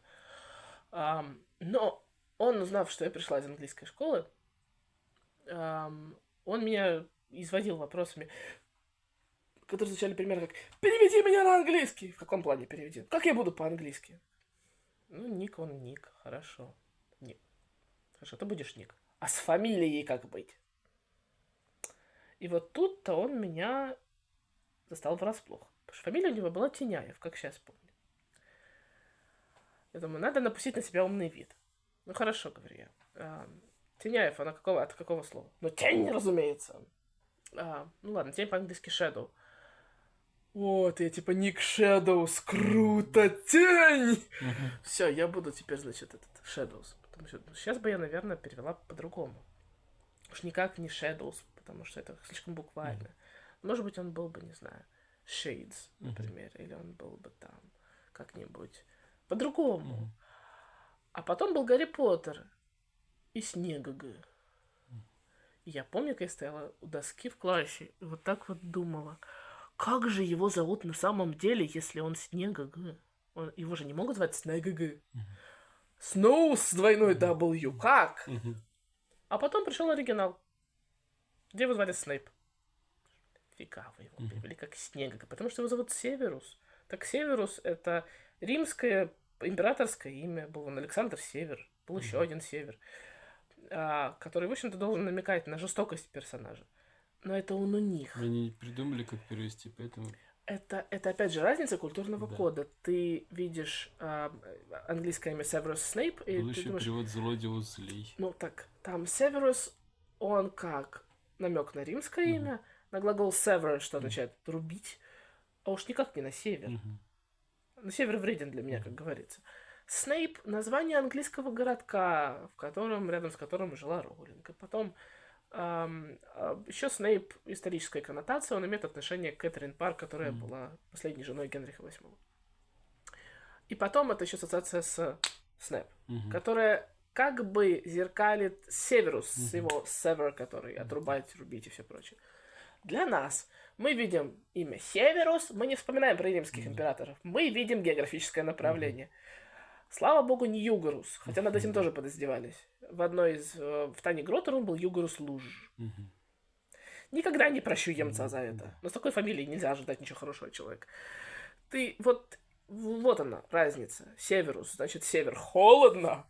Ты возьмешь его фамилию, добавишь ему Снегга. А потом возникнет мем «Снег все падал, падал и падал». На Снеггу было много следов. Бедняга профессор вообще, ему очень, очень плохо пришлось. То есть вы фамилию МакГонагал не меняли. А был еще Гилдерой Локхарт. Чудесный абсолютно. Гилдерой — красивое старофранцузское имя. Позолоченный, в смысле, он. Позолоченный. А Локхарт, то ли он запирает сердца на замок, то ли он, в общем, тоже свои английские коннотации. Чего наши сделали? Златопуст. Где пуст в имени Гилдерой? Нету. Локонс. Почему Локонс? Потому что он был в кудряшках. Ну, то есть, возникает... Я молчу про Невилла. С фамилией... С нормальной английской фамилией Лонгботтом. Это нормальная английская фамилия. Как это? Долгопупс. Какой пупс? Это длиннопоп, вы еще скажите. Ну, то есть, эффекта. я не знаю, но Гермиона же осталась Грейнджер. Она же не превратилась в, не знаю, Гермиону Зерновкину или Зернявкину. Зато на французский язык интересно всех перевели. Она стала Эрмион Гранже. Ну, да, хотя бы Гранжер. Но ведь Хогвартс стал Пудлар. Только потом, в позднем варианте, они оставили Огвартс, потому что для них, для самих смешно говорить Огвартс. Ну, да, как бы в немецком варианте тоже забавно. Я помню, наткнулась только на 6-ю книжку, мне очень понравилось Halbblutprinz. Сразу вот прям... Ну, там он тоже был Северус. Снейп, и без всяких там, не знаю, не пойми чего. Ну вот, Пуффендуй, там, Когтевран и все прочие, там... Слизерин, ты же оставил Слизерин, ты же не перевел его как, не знаю, Скальжепень какой-нибудь. Или там Скальжень. Что за факультет Скальжень? Непонятно. Гриффиндор, ты, значит, оставил Гриффиндором, хотя это Золотой Лев или Золотой Грифон. Это геральдическая фигура. И при этом придумать Когтевран. Когтевран, потому что он Рейвенкло. Это вообще-то фамилии были. У нас же есть золотое правило в русских переводах. Фамилии мы не трогаем, мы оставляем их на месте. Ну нет. Драко Малфой, Невил Лонгботтом, Невил Долгопупс. Нормальный английский мальчик с фамилией Долгопупс. Такая же фигня была с переводами Толкиена. Но там хрестоматийный пример в другом. Во фразе Boromir smiled. Это моя любимая вещь, потому что дальше 12 переводов. Толкин специально написал большую статью для переводчиков, да. что лучше переводить, что лучше транслитерировать. И перед тем, как начать переводить его на прусский язык, я специально это изучил. Еще изучил переводы на литовский и латышский, чтобы понимать, как что должно звучать. Автор оставил распоряжение. Да. Потому что еще при его жизни это все переводили очень активно. Ну вот как-то даже так-то. На русский язык «Хоббита» стали переводить еще, когда Толкин был жив. В моем переводе Муравьева-Кистяковского был Мериадок Бренди Скок, хотя он Бренди Бак в оригинале. И был хоть Перегрина Тука, оставили Перегрином Туком. Фродо Баггинс. Торба на круче, это, конечно. Чья торба круче? Торба на круче. А еще Сомкина горка, Бэгэнд, Торба на горке. Но Торба на круче, она прям совсем круче, чем все остальное. Была даже такая группа Торба на круче. Они играли, видимо... Звучит как филиал «Тролль гнет ель». Песни про Средиземье. Это тоже Средиземье, Middle Earth. Да. Можно по-разному. Но Средиземье это очень красивый вариант, по крайней мере. И там, какая-нибудь там Средо, не знаю, что там. Земля там, где в середине. Но и Middle Earth по-русски не звучит. Приходится мириться с такими вещами. Есть проблема с переводом, да, каюсь, есть. Но это как подстрочники песен. Ну, не пропивается yesterday по-русски, забейте уже. Пейте в оригинале. Многие песни не предназначены для перепевания на других языках. Когда песни переводят на другие языки, обычно стараются передать смысл, потому что если ты будешь переводить дословно, это не будет перевод. Ну тогда я слушал Битлз на эсперанто, и там музыка сохранилась, но текст там совсем другой. В этом вся проблема, когда Пол Маккартни писал «Yesterday», он имел в виду определенные вещи, поэтому надо петь так, как он ее написал. И это как... Недавно мы беседовали с одним другом по поводу русской поэзии. Он мне говорит, наверное, очень классно знать русский. Я говорю, почему? Ну, ты же можешь читать Пушкина в оригинале. Я читал его только в переводе. Что там с переводом? А ты посмотри. Мне интересно, как ты оценишь. Я никогда не грешила тем, чтобы читать там русских поэтов в переводе. Но открыла. Я говорю, знаешь, я не про Пушкина. Я что-то про Лермонтова. Лермонтов. Я не читал Лермонтова. Как так? Ты говоришь, что ты любишь русскую поэзию. Лермонтова почитай. Скажи, что ты думаешь. Где я натолкнулся на Лермонтова в переводе? Ну, это же Байрон. А теперь почитай вот это. Нет, я не Байрон, я другой. Мгм. Да это же вызов, он же специально это делает. А теперь посмотри на строчку ам, про только с русской душой. Да? Мгм. Есть 3 перевода, Мгм. очень классных. Переводили слависты, переводили любители. И все почти грустно сожалели о том, прям с отчаянием сожалели о том, что очень сложно начинать в английском перевод с «нет, я не Байрон, я Мгм. другой». Это же отрицание. Мгм. Ты не можешь сказать там «No, I'm not Byron». Да? То есть это как бы звучит, Мгм. но вот что-то не хватает. Мгм. В разных переводах это звучит по-разному. Только один перевод, на мой взгляд, по-моему, это был Руперт Мёртон, он поймал отчаяние, которое есть у Лермонтова. И вот этот смысл, по которому тебе сразу становится четко ясно о том, что русская душа это проклятие, причем очень тяжелое. Мгм. Это не просто я клевый, я знаю. Я немножечко шотландец, как Байрон. И вы все мне про Байрона. И вы говорите, что я как Байрон, но я вот не он. Я... Я. И душа у меня русская, и это кошмар. Потому что это страдающая душа, и она будет изводиться до конца. Вот в этом смысл стихотворения. Да, Байрон с русской душой это кошмар. Байрон и так был очень переживающим по жизни человеком, очень эмоциональным. Но русская душа, она добавляет еще больше ужаса в то, что писал Лермонтов. Я читаю 3 перевода, я от одного начинаю едва ли не плакать, потому что только в переводе до меня Мгм. доходит смысл. Потому что ты привыкаешь к этому, к оригиналу, и Мгм. ты же не всегда его понимаешь. Потому что а, в этом стихотворении очень много разных смыслов. И все зависит от того, в каком ты настроении к этому стихотворению подходишь. То есть, когда ты читаешь «Нет, я не Байрон, я другой», это очень вызов. Мгм. А потом, мало-помалу, ты понимаешь, что человек напророчил себе раннюю смерть. Мгм. Причем это было написано в 18, ему было 18, когда он это написал.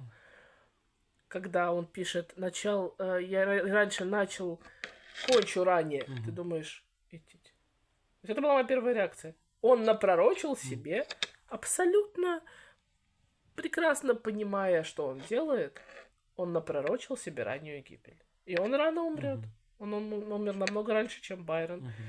В смысле возраста. Все-таки 36 и 26 разница есть, да? Там? 20, да, 26 ему было.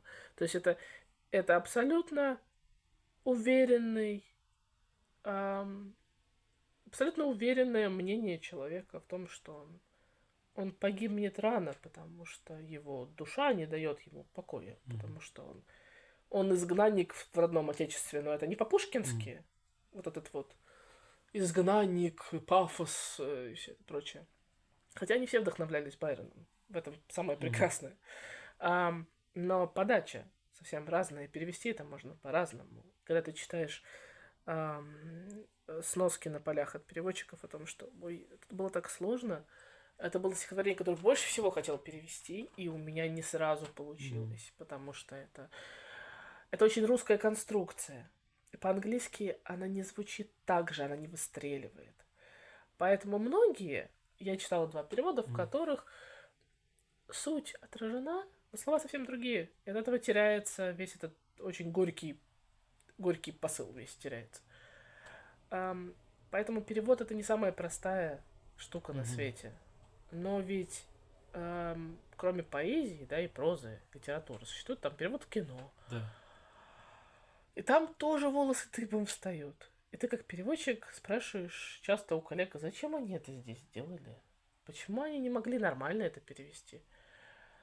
И тогда ты понимаешь разницу Мгм. того, как работали переводчики в 90-е. Там был, кто там у нас был? Владарский. Володарский, да, или Гланс, там, например. Другие переводчики, которые занимались еще и дубляжом сразу. То есть ты смотришь фильм, ты Мгм. дублируешь его. У тебя бывают огрехи в переводах, да. Но это настолько ювелирная работа. Ты видишь по старому дубляжу Мгм. фильмов, по одноголосному дубляжу, И потом ты слышишь эти интервью о том, все вспоминали о том, как они работали. По 20 фильмов за сутки озвучить, это вам не пикник, в общем, это не праздник. Очень тяжелая работа. Очень тяжелая работа. Но они это делали на уровне. Их перевод был намного точнее, чем многоголосный дубляж или перевод, в котором пропущены целые фразы, просто потому что переводчик не успел. Или дубляж не вышел, или я не знаю что. Или я вот тут что-то не понял, поэтому просто полфильма герои говорят на английском, а все долго ржут, потому что говорили на русском, все было нормально, потом провал, потом снова говорят с переводом. Это не про фильмы Карпентера там, или Тарантино, где очень много ругани, и переводчики просто банально задалбываются переводить это все. Был только один совершенно виртуозный перевод /дубляж этих вампиров Карпентера. Он и по-английски-то состоит из слова на букву F, как вот либо bloody, либо слово на букву F. 25 минут первых. Ну, потому что они так разговаривают, они охотятся на вампиров, как они еще могут разговаривать. И вот переводчик. Ты прямо слышишь этот. Он начинает. Первые 5 минут он держится, а потом он начинает изобретать синонимы. Я не люблю такого рода фильмы. Я заслушалась, потому что столько синонимов к слову на букву F по-русски. От самых грубых до очень литературных. Черт побери, мать твою! Он набрал на одно слово 25 синонимов, я считала. 25 за 25 минут. Потому что ему надоело переводить одно и то же. Они же не могут тебе говорить мать твою, постоянно. Ты думаешь, господи, досмотреть мне, что ли? Прямо из-за ювелирной. Он остановился только из-за ювелирной работы переводчика. Он остановился один раз вдохнуть. И при этом один полмонолога из Bloody и все это прочее было пропущено. Но это уже было переведено раньше. Раз 100, наверное. Поэтому можно было это пропустить. Говорят по-английски. До этого они говорили на другом языке. Это было очень смешно, но это была изумительная работа. И ты поражаешься такому, потому что не каждому хватит духа на это. И это опять же говорит про культурный код и начитанность переводчика. И когда ты занимаешься с кем-то языком, тебе важно, чтобы человек был разносторонне подкован. Потому что если это преподаватель старой школы, советской, ты это увидишь. А школьный преподаватель всегда отличен от университетского преподавателя. И ты это тоже заметишь, потому что университетский преподаватель работает с более взрослой аудиторией. Да. И его область знаний должна быть шире. И он должен знать не только классику, он должен знать современное кино, он должен знать сериалы, он должен знать все, потому что это его дело, которое его кормит. Он не может быть на одном уровне. Преподаватель — это постоянно развивающаяся единица. Если вы как преподаватель застреваете на одном уровне, это на самом деле повод бить панику и кричать с 9-го этажа «Help!», потому что Ахтунг наступает, товарищи, если вы застреваете на одном уровне. И куда вы идете дальше, если вы застряли? Ну, вы либо забиваете и работаете с самой такой средней аудиторией, школьники, например. Или со младшие дети. Не просто работать. Маленькие дети, тем, кого кто-то в самом начале, да, и вы вот их дотягиваете до определенного уровня и отпускаете свободный план. И дальше не тянете, потому что вы и сами пока обучаете начинающего, немножечко упрощаете. Есть отдельная категория преподавателей, которые работают с детьми от 8 до 14 лет, потому что дальше уже идет... Дальше сложно. Дальше уже идет подготовка к экзаменам с 15 лет, и они эту сферу не трогают, потому что это надо целиком погружаться в сферу ЕГЭ, это надо в ней вариться, это надо следить за тем, какие рекомендации выходят, надо быть на короткой ноге с теми, кто это все составляет и работает, потому что это отдельный комитет. То есть надо быть целиком там. Это так же, как преподаватели, которые готовят к поступлению в отдельные вузы, потому что у них они либо там работали, либо работают, они знают, что там конкретно на экзаменах очень есть. Узкая ниша. Да. Не люблю это слово. Хотя рифмуется с именем Миша. Ниша это такой маркетинговый термин. Но это все равно очень узкая направленность. Ты можешь готовить только к экзаменам КЭТ и ПЭТ, например, детским. Но тогда ты себя сужаешь. Это еще надо найти желающих эти экзамены. Или IELTS, или, я не знаю, к любым кембриджским. IELTS тоже уже запрещены. Неважно, ты все равно можешь готовить к академическому английскому, потому что это пригодится людям потом, если они поступают в вузы определенной направленности. И академически это база. Но это ни в коем случае не показывает ваш уровень языка. Уровень языка преподавателя показывает не столько наличие сертификатов TESOL и прочих там посолов.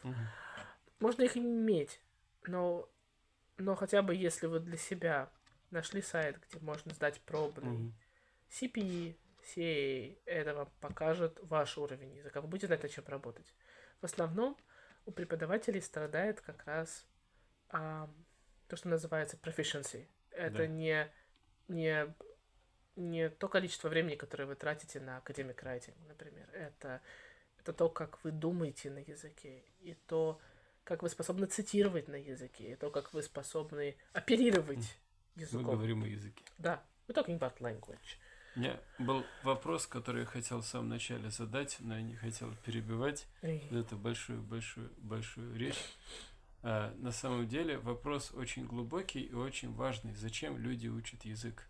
На самом деле, зачем они люди? Есть простой ответ и есть сложный. Нам не нужны простые ответы, потому что простые ответы лежат на поверхности и не дают обычно людям понимания того, на самом деле это нужно. Есть ответ, который очень часто использовал мой папа. It depends.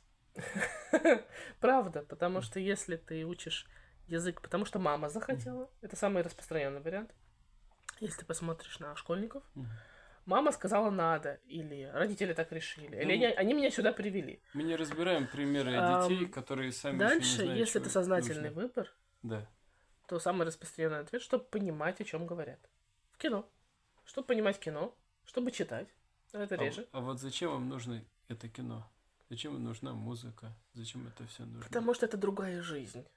Это другая жизнь, куда хочется, но ты не можешь туда сразу попасть. Это другое мышление. Про мышление никто не думает. Есть любимые актеры. Ты хочешь смотреть, слушать их голос и понимать, о чем они говорят. По крайней мере, я с этим сталкивалась, когда люди говорили мне, знаете, я вот очень люблю, не знаю, там, Джереми Айронса, Алана Рикмана или там Бенедикта Камбербэтча, в конце концов. Бенни, прости меня, тебе сейчас икается. Но вот я его очень люблю, но он все время в переводе. Нет, я не против.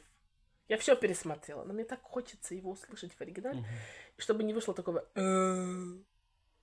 А почему возникает говорю я? А я говорю, ну, понимаете, вот я все равно слышу перевод в ушах. Я столько раз видела Шерлока, что я уже вот только перевод и слышу. А я хочу послушать, как он звучит. Я говорю, хорошо, давайте я вам покажу, как он звучит. Я включаю какой-то клип с Камбербэтчем. У него безупречный выговор. Безупречный, то есть это такая музыка. Я говорю, хорошо, вот вам. Это еще лучше, чем в переводе. Ну да, что мы будем с этим делать? Любить будем. Все. И вот на этом мы попали, там, по-моему, ее звали Наташа.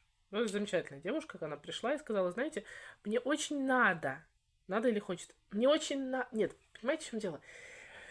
Короче, я работаю в хорошем месте, мне обещают послать в Лондон. Если я выучу за 3 недели язык, совсем выучите? Нет, ну, понимаете, я давно не говорила, просто, а мне там надо будет просто, ну, понимаете, 3 недели в Лондоне, это же зашибись не встать, это же повеситься можно от радости. Говорю, это как бы, это вот rather defeat the purpose, говорю я.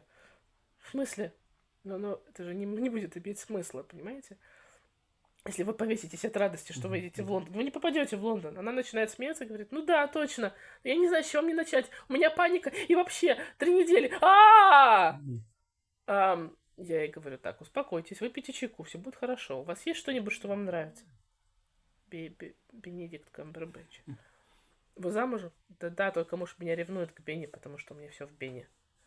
Так Беннина мама никого не посылали? Нет, никого не посылала. Ну, хорошо. Хорошо, давайте будем вот как. Будете мне смотреть с субтитрами Бенни, чтобы его слушать и привыкать к нему. А в остальное время будете писать ему письма. О том, что с вами происходит в жизни, как. И вот вам статьи про Бенедикта Камбербэтча. Будете мне их читать, и все будет хорошо. За 1,5 недели человек с А2 до Б 1,5-2 спокойно сделал. Потому что она работала. А потом она пришла такая красная, как рак, и сказала, смотрите, это мне муж подарил. О, какое красивое кольцо. Да, он стал меня ревновать к Бенедикту. Сказал, что я провожу с ним больше времени, чем с ним. Я так обрадовалась. А потом он взял и принес мне цветы. Теперь он за мной ухаживает лучше, чем когда мы... Повышение самооценки. Да, и теперь он говорит, Наташа, ты на меня никогда так не смотришь, как на Беню. А я говорю, как я смотрю на Беню? У тебя глаза горят. Она меня так смотрела, когда мы только начинали встречаться. А потом он сел со мной смотреть Шерлока. А потом я на него посмотрела, он сказал, у тебя глаза сверкают, когда ты на меня смотришь. Мне кажется, я заново в тебя влюбился. Вы мне брак спасли. Вот про такие вещи надо рассказывать. Вот, и это было очень мило на А ты самом-то деле. стесняешься. Это было очень мило, но человек за 3 недели. Она занималась по 3 часа 2 раза в неделю. 3 часа, товарищи, не 40 минут. Она такая, я могу. Я это сделаю, потому что я хочу. И она это сделала. Девочка, которая мечтала быть скринрайтером и молчала на всех уроках, мы с ней поговорили, она заговорила. Группа офигела, потому что она первый раз услышала, как Юля разговаривает. Группа говорила, она вообще говорить умеет. Я говорю, да, она умеет говорить, ее английский лучше, чем у всех у вас. Просто так, потому что ребенок сдавал мне, ей было 15, она сдавала мне домашние работы без единой ошибки, она писала прекрасное сочинение, но она боялась говорить, потому что учительница в школе сказала ей, что она бездарь. Это была хорошая школа в центре Москвы, куда ее мама перевела, с фокусом на английский. Девочка была одаренная, она говорила, я хочу быть скринрайтером, больше всего на свете. Вот я хочу. Но я прихожу к ней в класс, и меня перехватывает в горле, она мне говорит, ты бездарь, ты никогда не научишься говорить на языке. А потом она научилась. Она преодолела себя, и она поступила на сценарный факультет. Вот. Вот такие бывали вещи, и это не столько потому, что я гениальный преподаватель, а потому что ты вовремя ловишь то, что студенту помогает. Мальчик, который был громче всех, играл в актерском кружке. Сказал, Никита, хочешь быть актером? Да больше всего на свете! Сказал голосом Высоцкого, ему было 11. У парня был голос, как у Джигурды и Высоцкого вместе. Ну, хорошо, ты хочешь быть актером. Монолог Гамлета мне выучишь? На слабо ловите. И смотрел на меня потом. Говорит, что, Никита, давай, что, выучишь? Он выучил. Он ему рассказал. Без единой ошибки. Его папа чуть не прослезился, а потом сказал, я думал жаловаться маме. А тут такое. Никита, ты что, начал себя хорошо вести? Типа того. Сказал мальчик. И больше он не шумел на уроках. Он сказал, давайте мне еще монологов буду учить. Он учил. Один раз на слабо поймал человека, и все. С ним никто не мог справиться. Его почти 2 раза выкидывали из школы. Но были такие случаи. Ты просто вовремя должен поймать волну. Знать, на чем поймать человека. Не потому, что ты такой коварный смаук, ты сидишь на богатствах и хочешь поймать пару хоббитсов, а потому что ты обладатель кода. Да. Всех ключей буквально. От того, что очень многостаночно, многогранно и много чего угодно. Меня люди спрашивали, зачем вам такая библиотека? Почему вы вечно покупаете книги в оригинале? У меня была такая реакция, как еще? Но есть же в переводе. Я очень жалела, что мне не удалось купить в свое время трилогию Фрая про греческие мифы. Но его хорошо перевели, и Багдасаров прекрасно начитал, и до сих пор засыпаю под это. Поймать фраевский юмор тонкий не все переводчики. Пратчета тоже хорошо. Пратчета несколько есть переводов. Я долго чертыхалась, потому что я привыкла к переводу матушки Weatherwax как ветровоск. В новом переводе она буревей. Но я простила им это, потому что начитал Клюквин. Я не могу слушать другие варианты перевода, потому что Клюквин молодец. Он изумительно это сделал.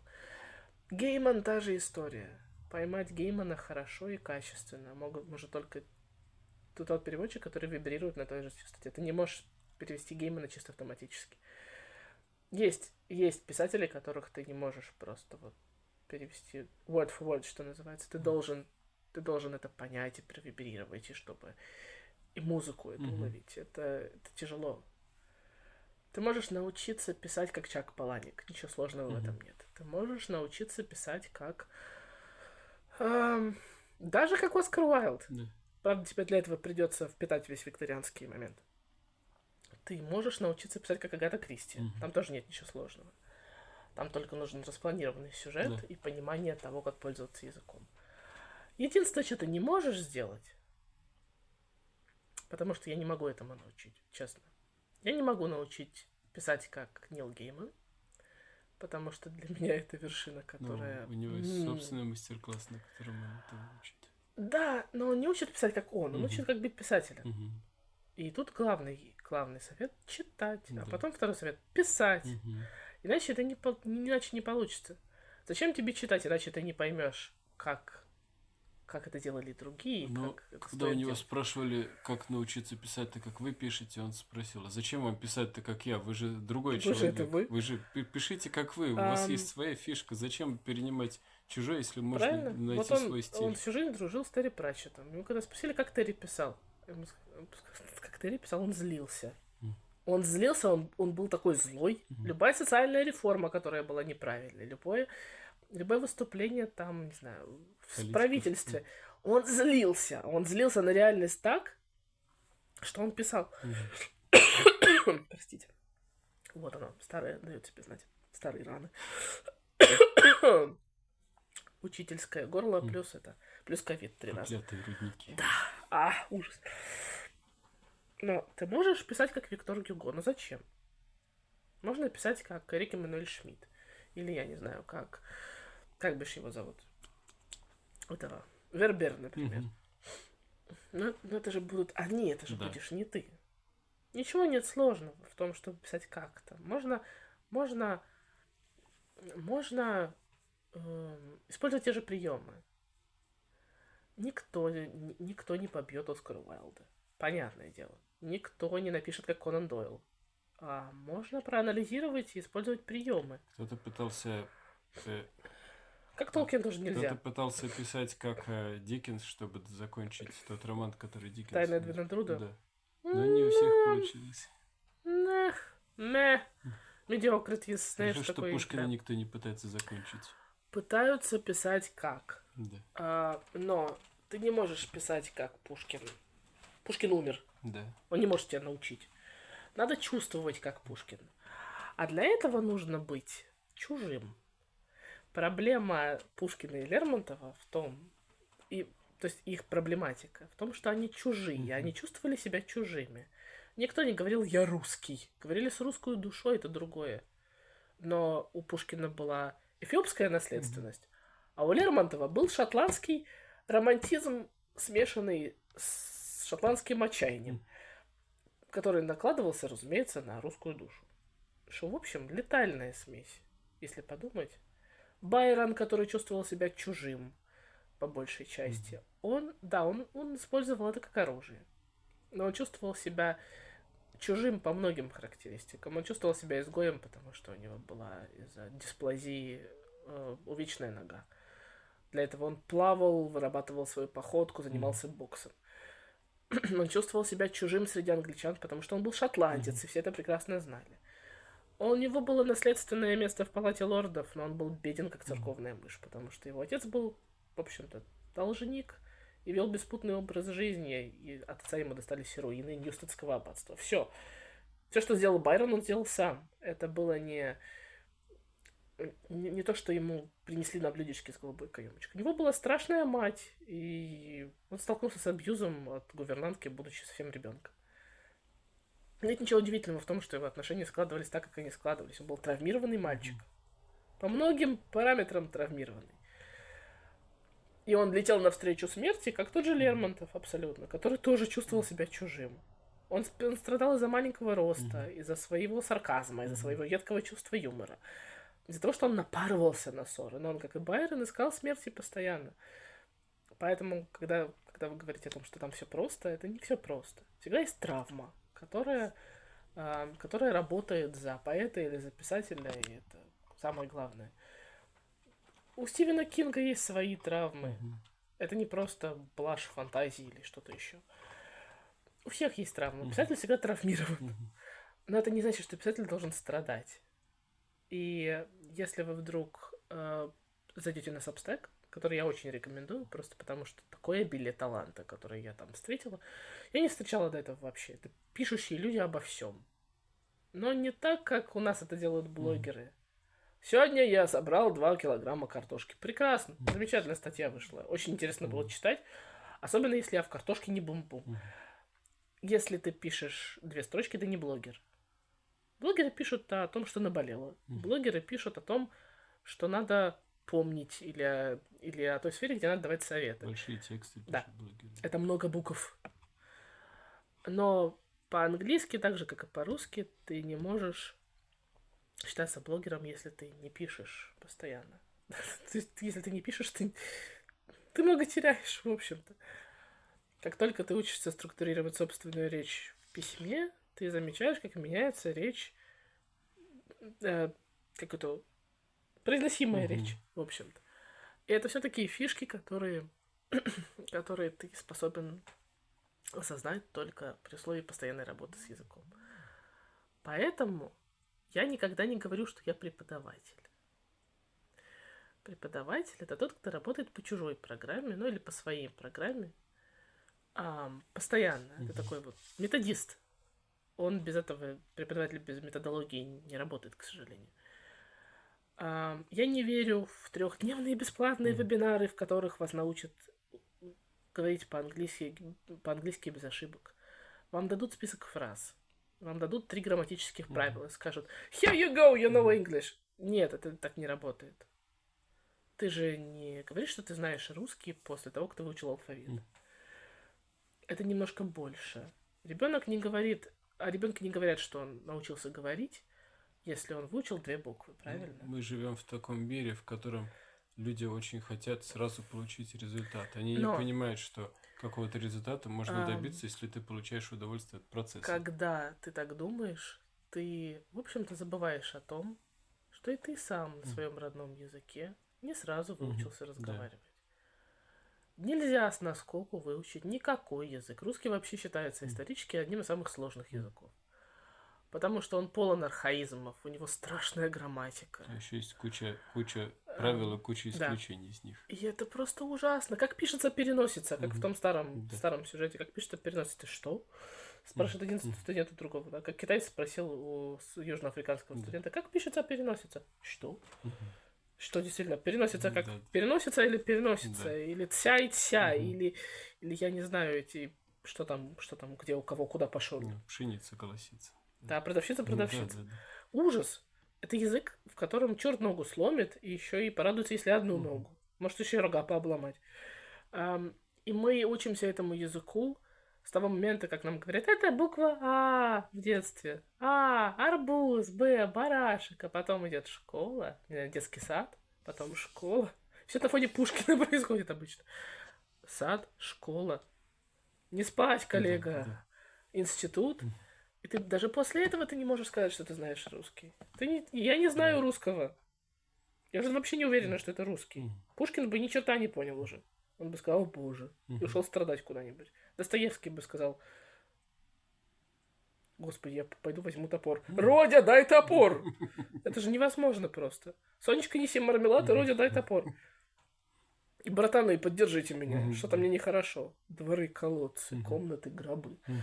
Питер не изменился, товарищи. Все так же, как и было. Абсолютно. Питер Достоевского, вот он. Булгаков бы сказал, а я знал. Вот оно. Никто не изменился. Квартирный вопрос продолжает всех путать. И даже если мы если встретим Воланда у Патриарших прудов, никто уже не удивится. Видали этих Воландов уже кучу целую? Но все по-прежнему так же. Ничего не меняется. Меняется только средства выражения языка и то, как мы его используем. Все. С английским то же самое, с французским то же самое. Языки не статичные, поэтому не верьте тому, что вам говорят на бесплатных вебинарах про то, что английский ригидный, и в нем слова не любят меняться. Это у тебя мозг не любит меняться. Если ты прожил 1,5 года в Великобритании, ты до сих пор этого не понял, где ты жил? В русскоговорящем гетто? Где ты там жил? Лучше расскажи про ту девушку, которая в Лондон переехала. Ну, это не мой личный опыт, но есть серия роликов. Есть серия роликов, в которых молодой человек пристает к людям на улице и спрашивает: ну как вам здесь? А сколько вы платите за ренту? И задает всем такие вопросы, и врасплох застает людей, и люди реагируют иногда вот так, а иногда говорят: а зачем тебе это знать, малыш? И человек пугается и убегает, потому что... А ты сколько платишь? Ты все еще живешь в палатке в парке? Молодец. Ну и дурак. А я лорд, это мой замок. Добро пожаловать. Ха-ха-ха. Welcome to Transylvania. И ты, в общем, ты смотришь эти ролики, потому что это забавно, и вообще тебе интересно, сколько чего стоит где. И тут он встречает девушку и спрашивает у нее, ну типа, ну что, ну как? И она ему отвечает: oh, I'm fine, darling. Все в таком же духе. Говорит, о, замечательно, ну, файн, это замечательно. И чё, как вам тут в Лондоне? Да, нормально все, нормально пойдет вообще. Замечательно. А сколько вы платите месяца квартиру? А кто тебе сказал, что я за нее плачу? Шучу, чувак. И это все произносится с очень северно-лондонским классным кокни, полукокни вариантом. И даже это не воспроизведу, потому что я буду смеяться очень долго. И, ну ладно, скажите мне что-нибудь, что я не знаю. I'm not English. What? Прям я такой. Yeah, I came from Russia. But no accent. Yeah. I've been living here for 3 months, like, you know. And I'm fine about it. And I got used to language pretty fast, you know. But you speak like a... Yeah, I know. That's what they keep telling me. Mm-hmm. See ya. Cheerio, dearie. И он так стоит, застывший посреди асфальта, вмерз в этот асфальт. Обращается к оператору и говорит, нет, ты это слышал? Она, наверное, шутила. Да нет, 3 месяца назад переехала, да давай, кочумай уже, братан. Ну, ладно. Что-то мне не спросил, как она так быстро овладела языком. Да мне по кайфу просто было, вали уже, чувак. Она сейчас звучала точно. Когда я знаю, мне все об этом говорят, вали уже с моей улицы, давай. Мама, она и ведет себя как англичанка. Ну ты что хотел, тут 3 месяца живу, вали уже, говорю. Вот это вот. Да. Еще и замуж. Да, еще и завтра замуж выхожу, все, покедово, все. И это было так живенько, потому что человек не притворялся. И ты думаешь, а где же этот staple Russian accent, где он? Нету.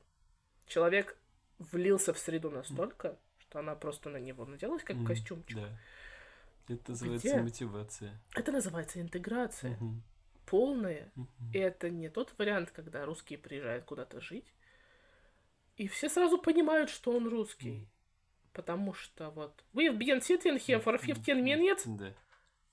А ты, когда ты учишь язык, ты... Сначала тебе ставят фонетику, но русский акцент же никто не убирает. Если даже у тебя есть 3 dialect coach, он тебе, наверное, поставит язык. Кто-нибудь из 3.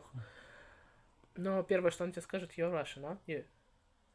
Потому что это будет слышно, потому что есть определенные маркеры. И надо, наверное, пересмотреть Эрика Сингера, потому что есть маркеры в речи, потому что твоя русскость из тебя все равно где-нибудь вылезет, и ты панически боишься, оказавшись где-нибудь, что тебя примут за русского, потому что это как клеймо. Как оно приговор. Приговор абсолютный. И поэтому ты трясешь своих англичан-друзей, говоришь, tell me how Russian I am, а тебе говорят, now that's a surprise, you're not. Что, не слышно? Серьезно? На.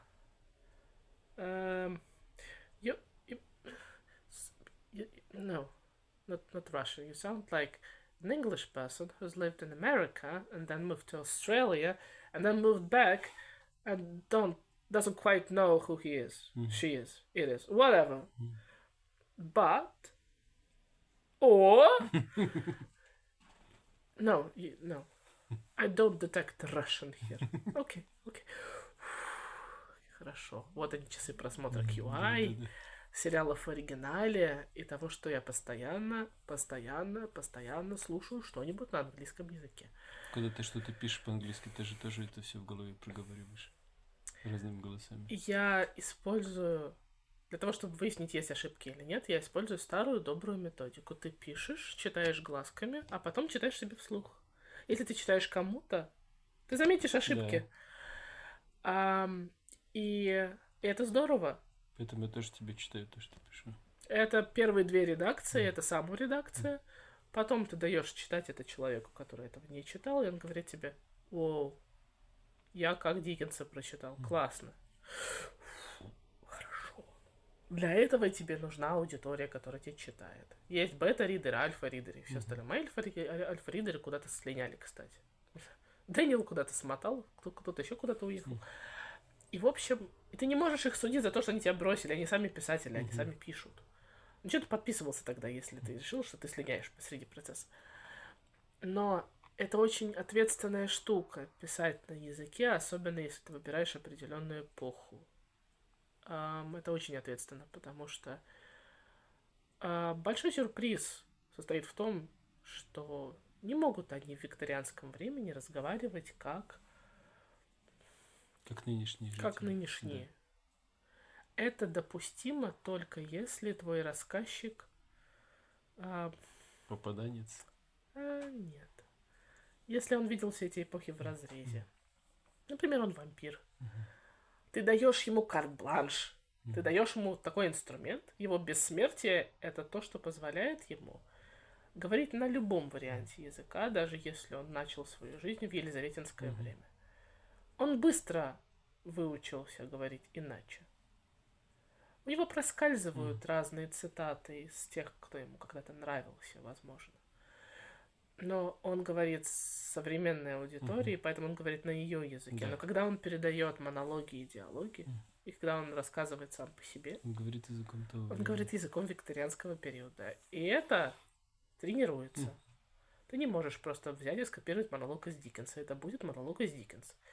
Но ты можешь прочитать.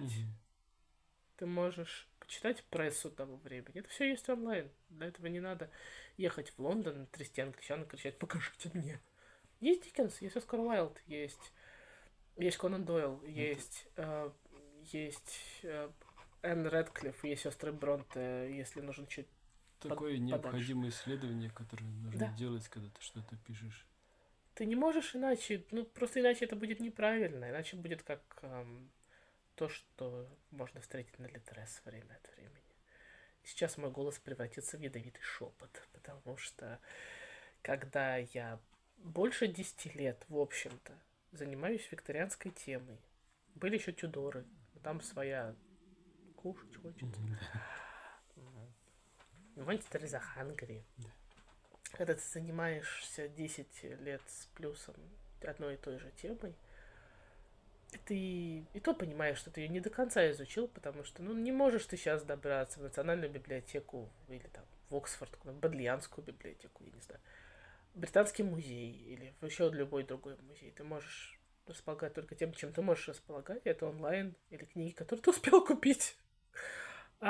И ты просканировал все. И ты изучил все, а потом ты встречаешься взглядом с книжкой. И хочешь убить ее автора сразу же. Просто потому что этот автор... Не знаю, сколько букв F в этом авторе, но эта девица выбрала себе французский псевдоним. Очень классно до сих пор работает. Люди ловятся.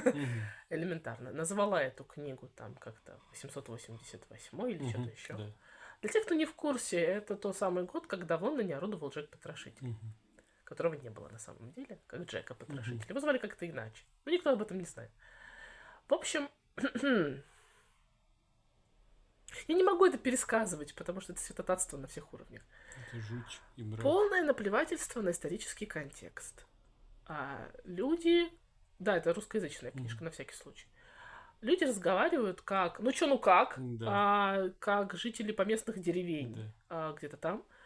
Вовсе не в викторианском Лондоне. Главный герой американец, который, разумеется, очень похож на врача на полицейского врача из сериала Риппер Стрит. Да. Прям очень хорошо. Ему только подружки из борделя не хватает. По мотивам Риппер Стрита и написано. Ему помогает русская графиня, как дочь купца, не помню. Сбежала из Петербурга. Я не помню, что она там сделала. Вопрос в том, что она ходит с косой вокруг головы. Руки у нее при этом, это аристократка, руки у нее при этом натружены до мозолей.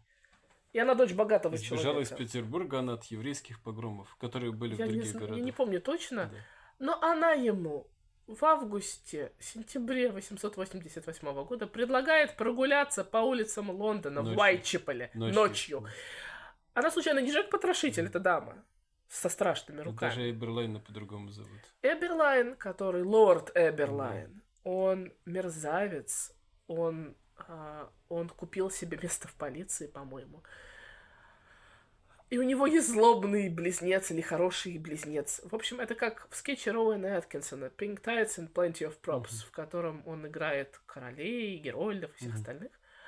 И звучит примерно так же, потому что... И тогда у него есть злобный брат-близнец. И он ходит замаскированный. In disguise. Да, in disguise. Вот этот in disguise, я так читаю синопсис, я читаю первые 10 страниц и спрашиваю себя, как шекспировский актер, why?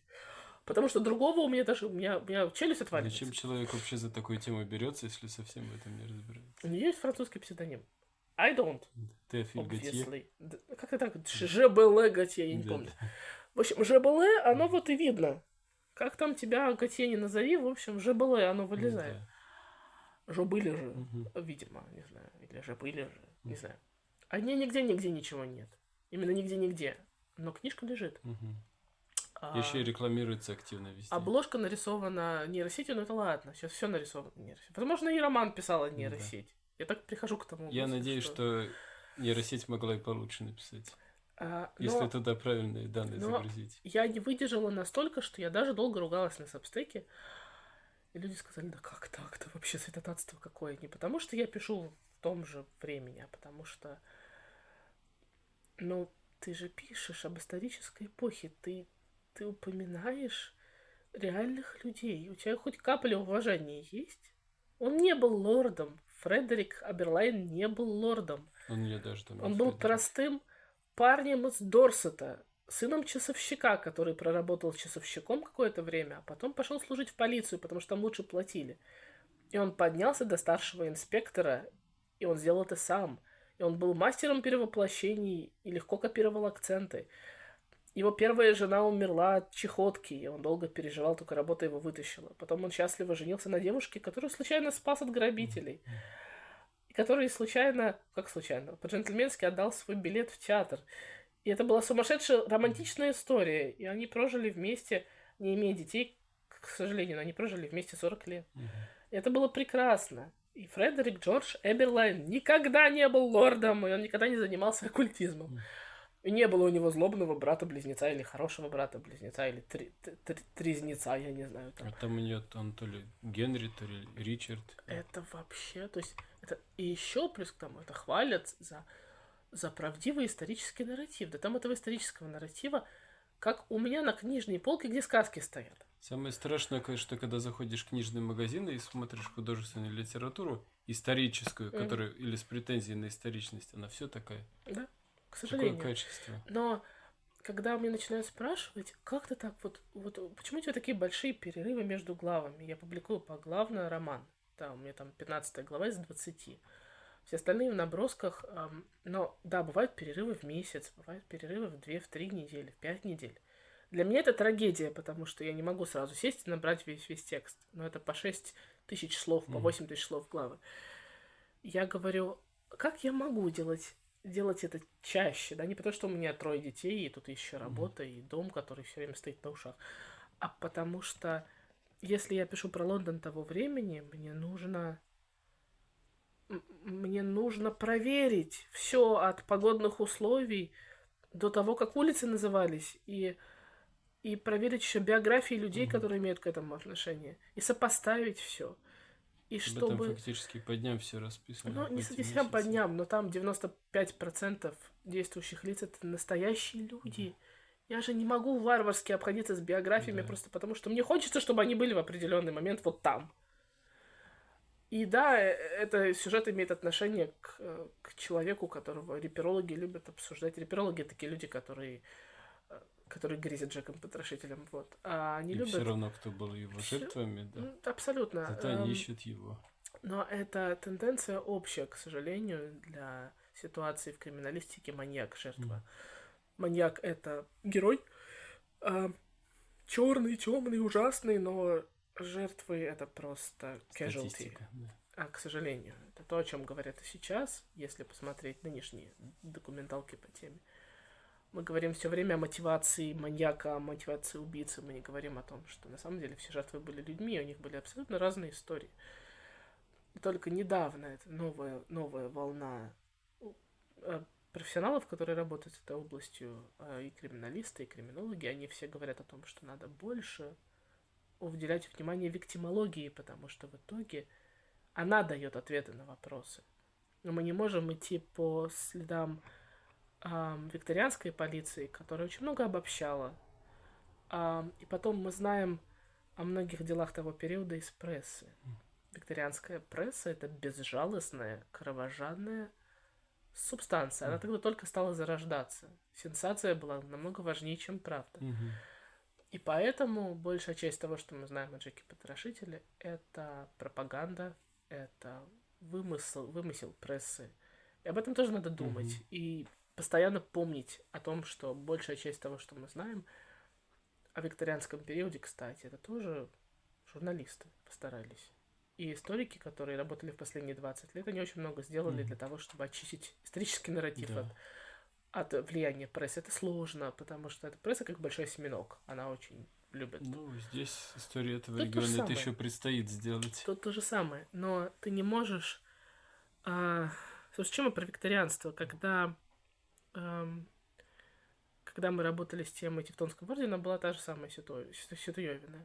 Я познакомилась с местным автором, у которого были даже там романы о Тевтонском ордене. Я не смогла читать. Честно, как человек, который много времени потратил на то, чтобы разложить для самого себя по полочкам все от мировоззрения рыцарей до их повседневного распорядка. Читать ту от себя, которую человек написал 25 лет назад и до сих пор ее пересдает, а потом мне сам со смехом говорит: ну ты знаешь, я бы сейчас много написал по-другому. Так напиши, сделай новый. У меня просто времени нет, мне лень. И потом, раз это продается, пусть продается. Я признаю, что я там перегнул палку, короче. То есть он продолжает выпускать и перепечатывать тот же роман, который он признавал, что надо переделывать. Я, так говорит, там буквально за 2 месяца написал, я еще был студент еще, и, короче, я рад, что это до сих пор продается. Это продается в разделе исторической литературы. Я 2 года назад все лето потратил для того, чтобы собрать свой учебник по прусскому языку, который я сам делал, всю информацию, которую я нашел вообще в интернете. Большая часть из этих данных сейчас вообще уже недоступна, потому что либо сайты прекратили существовать, либо где-то другой там движок, другой сервер поставили, и он несовместим с сайтом, и тоже это все недоступно. Я все время говорил себе, но его надо доделывать, его надо переделывать, потому что это не идеальный учебник, там еще нужна куча информации, до сих пор над этим работаю, уже фактически несколько таких мини-курсов сделал. И я никогда не говорю, что вот у меня там был какой-то идеальный продукт. Я говорю, что вот, люди, можете посмотреть и сказать, чего не хватает, я обязательно добавлю. Я продолжаю над этим работать. Я бы ни за что не стал это сейчас издавать, потому что понимаю, что это все равно не идеальная вещь. Очень напоминает ту историю, которая случилась у 3 столпов рипперологии, кстати. Сделали прекрасную энциклопедию, там, Jack the Ripper from A to Z, она просто очень подробная, она в печатной версии где-то такая, страниц 800, наверное. Такой компендиумом. Они больше 5 лет ее писали, потому что это все имена, все там даты и все, что может быть.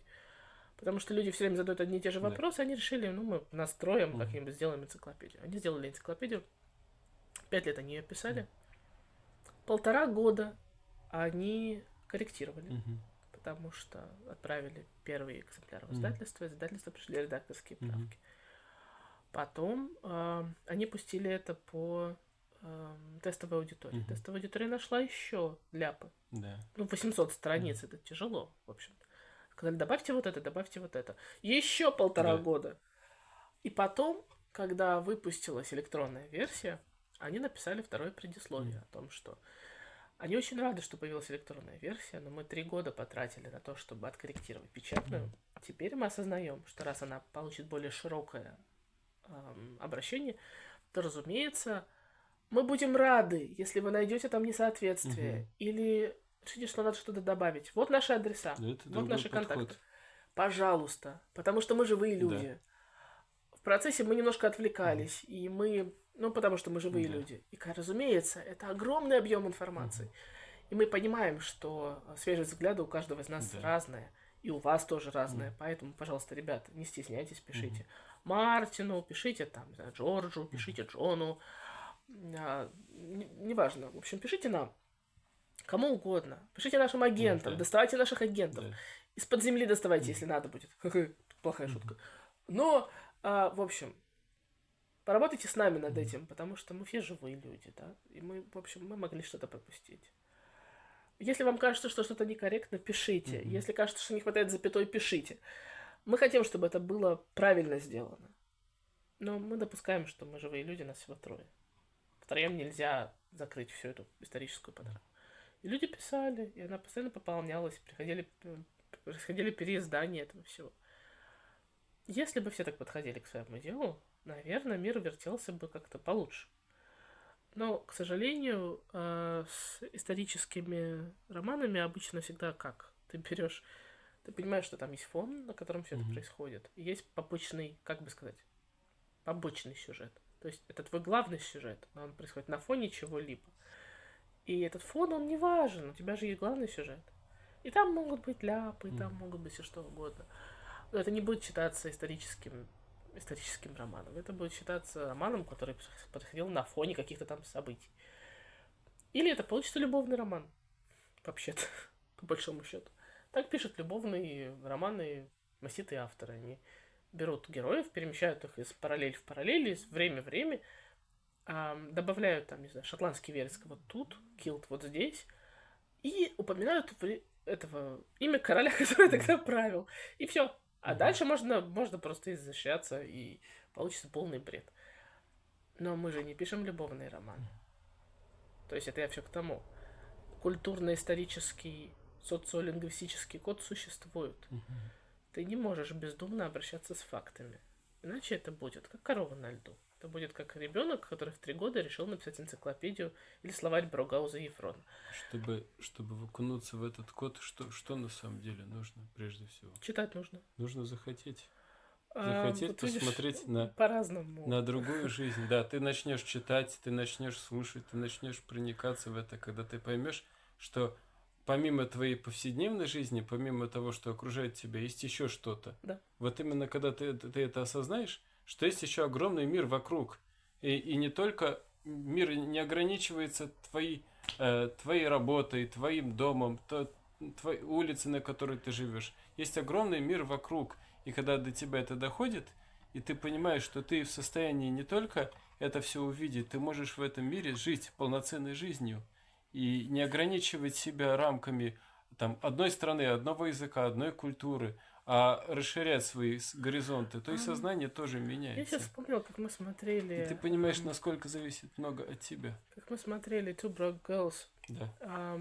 Эти две девчонки на мели, как две Мгм. девицы на мели. Какая разница была между оригиналом и Мгм. переводом? Ам, я помню, что одно время, долгое время, вершиной перевода сериала и вот этого самознания культурного кода были друзья. Мгм. Потому что люди очень старались, когда Да. переводили друзей.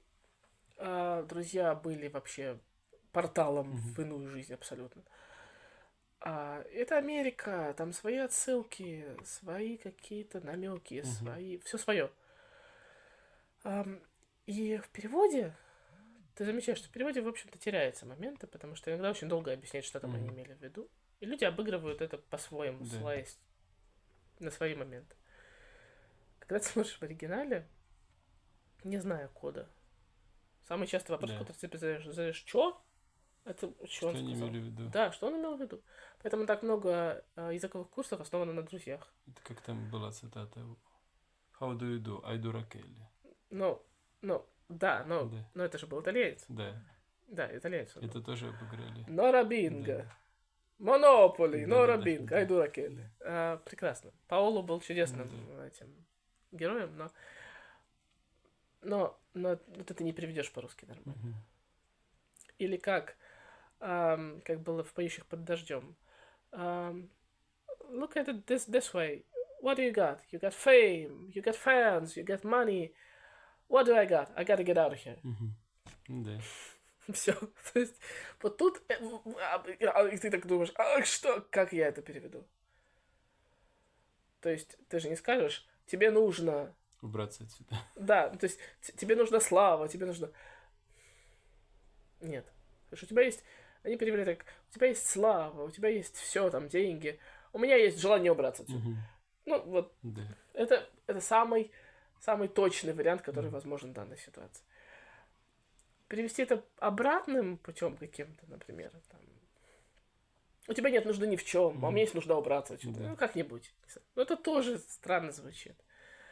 Есть в английском такие штуки, которые по-русски очень сложно, с большим натягом переводятся. Поэтому надо смотреть в оригинале. Мгм. Чтобы смотреть в оригинале, нужно многоточие. Захотеть посмотреть в оригинале, возможно, сначала придется повыписывать что-то, смотреть субтитром и выписывать, искать эти происхождения этих цитат и все такое. Может быть. А может быть, нужно просто понимать, что есть разница между британскими сериалами и американскими сериалами определенных периодов. И нужно смотреть и то, и другое, чтобы быть в курсе вообще. Есть такое старое джазовое выражение in the groove. Вот чтобы быть... Это как быть как там сказать, в колее, в струе, да? Быть постоянно updated, в общем. Да. Вот чтобы быть in the groove, нужно понимать, что есть сленг. Нужно понимать такую кучу Да. всего. Но это все постигается запросто, если ты хочешь. Ну, Вот и все. для этого надо запустить процесс, и чтобы это вошло в привычку. Вот. А что значит привычку? Это не значит 20 минут в день я сижу и смотрю сериал. 20 минут в день я занимаюсь дуалинго. И что тебе дуалинго? Ну хорошо, ты будешь механически, машинально тыкать по кнопочкам. Ты что-то выучишь? Нет. Если ты будешь повторять, записывать, да, ты Да. выучишь. А 20 минут в день я буду смотреть сериалы с Бенедиктом Камбербэтчем. И что? Ну, хорошо, а потом они закончатся. И что? Как в замечательном сериале BBC Казанова. Let's run away. Please, follow me, let's run away. And then what? We'll live happily ever after. And then what? We'll have a big house and we'll be happy. And then what? I'll find... we'll manage. And then what? Why do you ask me? Why do you ask me this? Well, you don't have a plan, do you? That's why I'm marrying the other guy. He has a plan for 20 years ahead. When you have plans, we can talk. То же самое. Абсолютно. Абсолютно то же самое. А потом сериал кончится. А дальше? Будет пассивное знание? Или это будет что? Просто галочка просмотренный сериал? Сколько сериалов я посмотрел за этот год? 4 галочки. Там было много сезонов. Не можешь смотреть это так или с пользой. Так может смотреть кто угодно. Самый ленивый включит перевод. Человек, которому нужно, и он получает удовольствие, он будет смотреть в оригинале. Ломая зубы, слух и все остальное, но он будет делать это. Потому что только так ты поймешь прелесть того, что ты смотришь. И, в общем-то, это очень показательный момент, особенно если ты смотришь на то, как подходили к переводу в советское время. И потом, чуть позже. Вот есть фильмы, типа, например, «Поющих под дождем». Советской озвучки в советском переводе. Это изумительно. Там обыгрывались все тонкости. И озвучка прекрасная. Там можно вспомнить только вот этот момент с... Ой, Пьер, лучше бы ты не приходил, ты заигрываешь с опасностью. Нет, мисс Ламонт. Ох, Пьер, лучше бы ты не приходил. Глупже. Голос, на самом деле, в оригинале фишка была, конечно же, не с глубиной голоса, а в том, что Лина, как ведущая актриса, разговаривала пискляво и очень неприятно, а ей нужно было воспроизводить интонации сценической актрисы. И поэтому это все должно было звучать вот так, красиво, драматично. А не «Ой, Пьер, лучше бы ты не приходил». Но это изумительный пример. Надо учиться из всех источников, которые вам доступны. Нельзя ограничиться учебниками. Учебник — это просто свод правил. Вообще, по-хорошему, в любой язык надо погружаться. Да. Либо вы в него влюбляетесь, либо вы в нем тонете. Но если вы в нем тонете, I got bad news for you. Вы рано или поздно утонете. Если у вас нет safety net, safety нет. Если у вас ее нет, если у вас нет ничего, что может вас поддержать или спасти, плот, например, то тогда вы в нем утонете и захлебнетесь, и все будет плохо. Если язык перестает быть болотом, а становится мужчиной, который вам давно нравился, или девушкой, в которую вы были пламенно влюблены в институте, но забыли ей об этом сказать, и 20 лет спустя все еще страдаете по этому поводу, то тогда, как только он обретает лицо, вам легче с ним контактировать. Он может быть котенком, которого вы берете домой и выращиваете с него манула. Потому что это круто иметь дома манула. Или вы находите непонятное яйцо непонятного существа где-то там на пикнике, не знаю, в горах. А потом это дракон или феникс, и вы его выращиваете дома. Как в Эрагоне, например. И тогда он становится из врага вашим другом, потому что это же круто видеть в языке смауга, которого вы приручили, и он у вас ваш. При этом вы знаете, что если что, он вас сожрет за милую душу. Но он вас не жрет, потому что вы его друг. А может быть голлумом. Тогда вы будете звучать примерно так же. Хоббитсы, картошка, что такое? Любой язык — это живой организм, с которым очень легко подружиться, если найти подход. Поэтому очень хорошо работает. Выбирайте себе то, что вам нравится, и пляшите от этого. Если вам ничего не нравится, вот это уже проблема. Но об этом, наверное, мы поговорим в следующем эпизоде очень долгого сериала. Как я решил поговорить об одном, а поговорил о куче вещей сразу. Но это проблема подкастеров, а их обычно несет. Вот меня вот несло, поэтому, наверное, лучше будет с вот этим всем пить чай. Можно не смотреть на экран вообще. Я предлагал записать подкаст, ты отказался. Мы же записывали подкасты, их много слушала. Я не знаю. Смотреть на нас тоже не особо интересно. У нас нет тут этого карты гидрометцентра. Я могу делать вот так. Вот это вот вы, а вот это вот язык. Если вы боитесь и убегаете, не получится контакта. В любом случае формат развлекательного контента. Флаги, да, как у Шелдона. Страны и флаги. Ну, я не Шелдон. Шелдон скорее ты, поэтому я буду тут в роли Говарда / Бернадетты, который будет время от времени говорить: пора заканчивать, да? Так вот, пора заканчивать, потому что если у вас с языком не случилось Биг Бэнг, то случится, не знаю, какой-нибудь другой сериал. Всегда можно найти себе альтернативу для влюбляемости. Благо, британского кино существует очень много. Не понравилось британским кино, попробуйте американское кино. Не пробуйте новозеландские сериалы сразу, потому что это не на любителя штука, особенно про полицейских. Но надо посмотреть весь ряд доступного, чтобы понять, где ваше. Кто-то любит только фэнтези, кто-то любит про современную жизнь типа компьютерщиков. Или там двух девиц навели. Это, кстати, интересный контраст. Очень. Кто-то начинает с «Друзей» или Сайнфилда, кто-то начинает с, не знаю, с Midsummer Murders или... Главное, начинать с американской истории ужасов. Тоже можно. Там, кстати, отличный язык. Особенно там, где сезон про ведьм был, потому что там еще и южные акценты. Обожаю южные акценты в американском. Мне нравится Хэроу, потому что там сразу австралийский и валийский. Не надо, ранишь меня в самую душу. Че англичанин? Валиец. Да. Я до сих пор это помню, это было потрясающе. Ну, Йон Гриффит, да. Ох уж этот валийский типаж. Синеглазых брюнетов. Йон Гриффит, кстати, был совсем молоденьким в «Титанике» у Джеймса Кэмерона. Если кто пропустил, очаровашка. На него было можно долго смотреть. А еще есть Соломон и Гейнер. И куча других вещей. И даже «Король Артур», там, где Клайв Оуэн был король Артур. Там же еще и целый сериал про британский флот 18 века. Да. Это как... Подожди. Не «Мастер и команда», а как его звали? Endeavor? Нет. Да, Endeavor. Да. Кажется.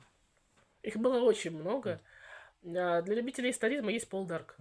Вот. Там Эйден Тернер, на него тоже можно смотреть и залипать, потому что он недавно был гномиком в «Хоббите», а то теперь такие кудри. Есть еще прерафаэлиты, вообще прекрасный, очень его нежно люблю, над сериал BBC. Там есть обнаженная натура, но там есть художники прерафаэлиты, и там прекрасный Эйден Тернер, потому что Данте Габриэль Росетти вообще рулит по жизни. Что еще есть? Опять же, я всегда рекомендую всем компьютерщиков, потому что IT Crowd это прекрасно. Есть еще Майти Буш. Майти Буш на любителя, но всегда есть Фрай Лори. Да. Staple Humor, но всегда работает. Есть Монти Пайтон. И вообще, вам не обязательно за кем-то идти, просто исследуйте. Вот и все. Большие камни, маленькие камни, вон там слева и справа. Тоже была отсылка на житие Брайана, если что. И вообще, Чтобы быть королем, нужно знать целую кучу вещей. Поэтому всегда уточняйте, какую ласточку собеседник имеет в виду. Африканскую или североамериканскую. Потому что, ну, мало ли. Есть куча всего. Есть сериалы, которые мы пересматриваем постоянно. Есть сериалы, которые, например, «Викарий из Дибли» есть прекрасный совершенно сериал. Или, например, вещь, которую я нежно люблю, но она тоже на любителя, потому что сериал «Вишес», он же «Грешники». Сейчас все собираюсь посмотреть «Хэмиш Макбет».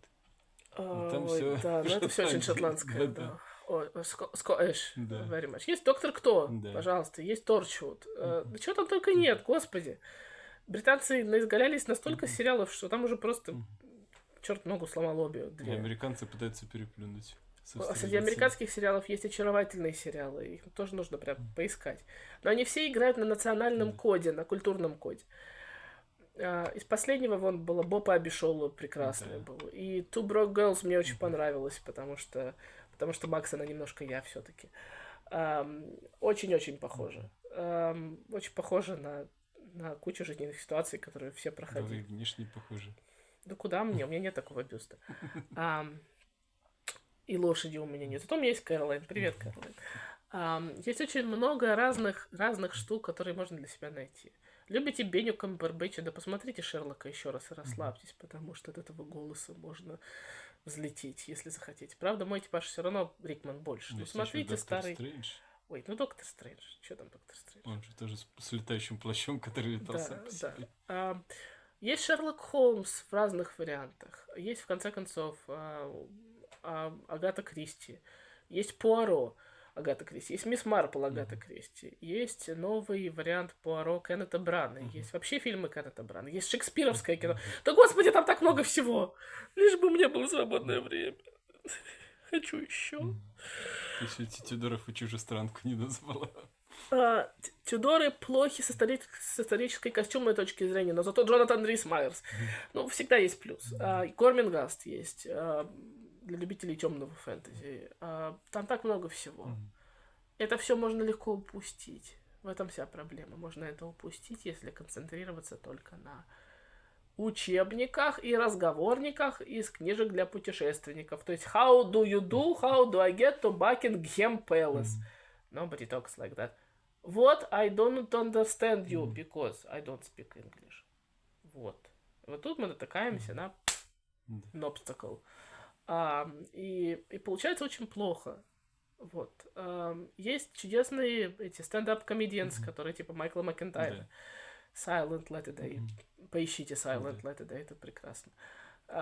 Или, например, есть еще этот... Ты понимаешь, что это теперь придется все выкладывать. Алластер, как там его? Алластер, не помню фамилия. Ну, шикарные рыжие волосы и рыжая борода, и кличка Мерида. Есть, вон, господи, есть QI. Еще Стюарт Маккей. Да.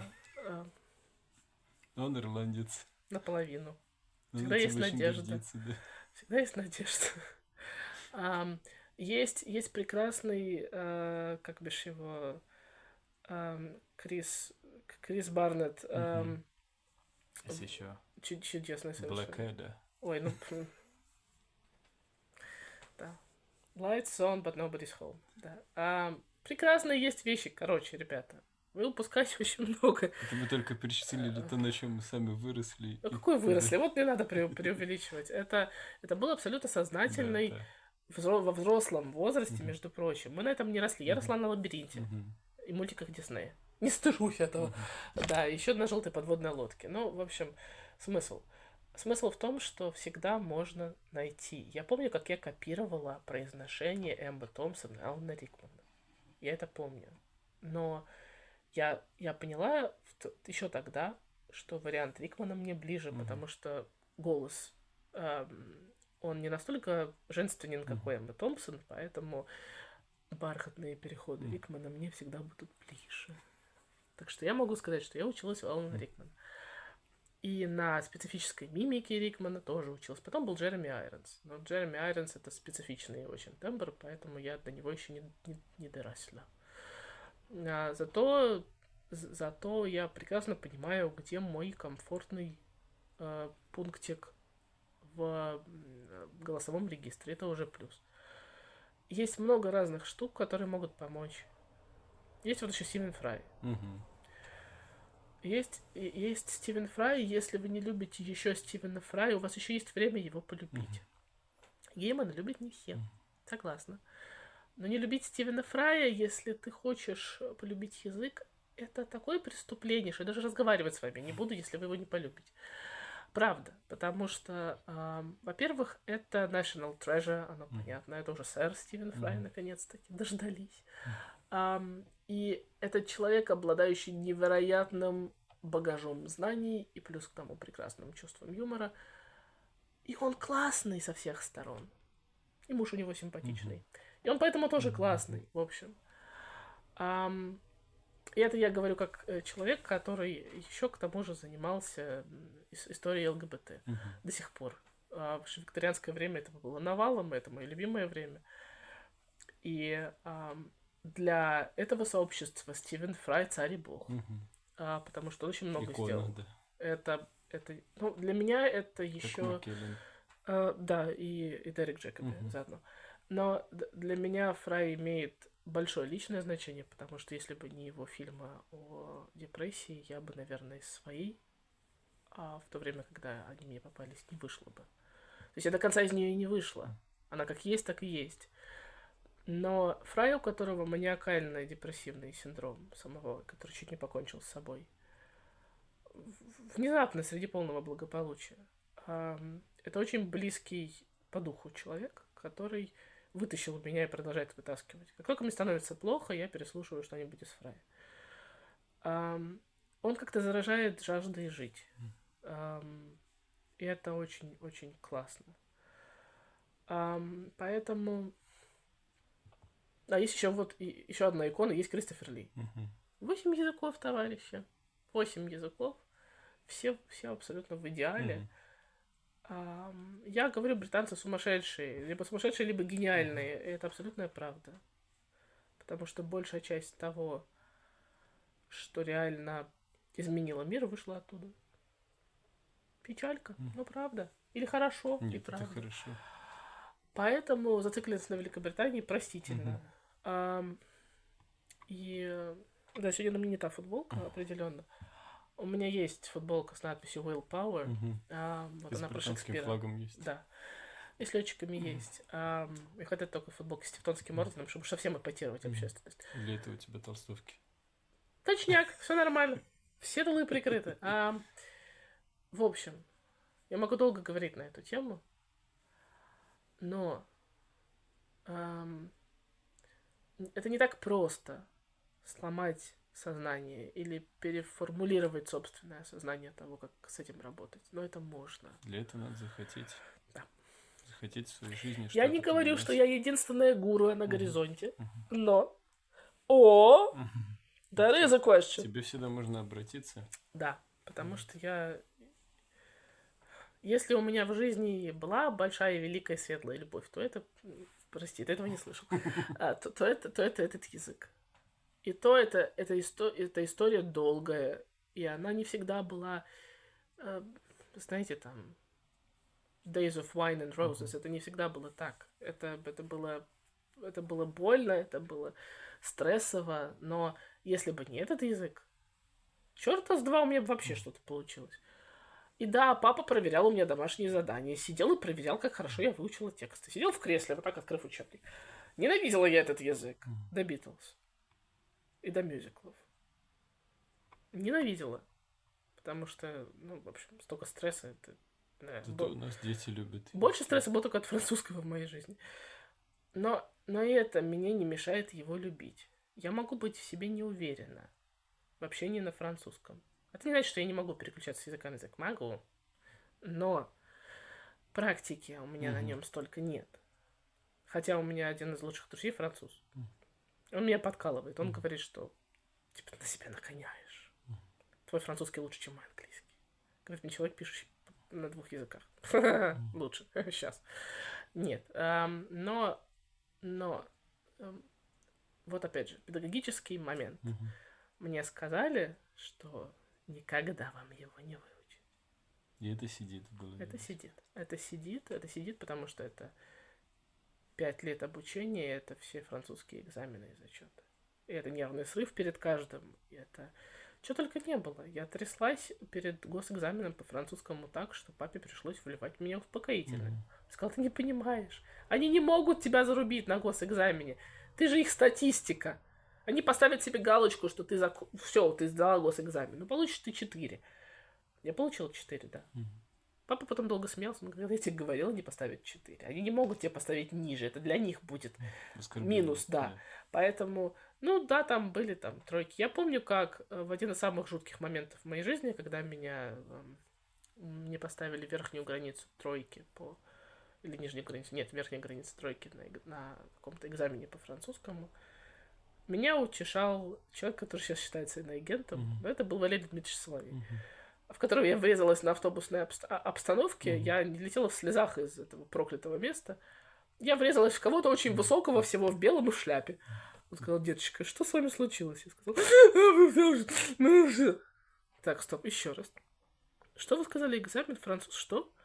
Они меня, что? Все очень плохо. Он сказал, деточка, дорогая, подумайте, кто-нибудь через 10 лет вспомнит о том, что кафедра поставила вам 3.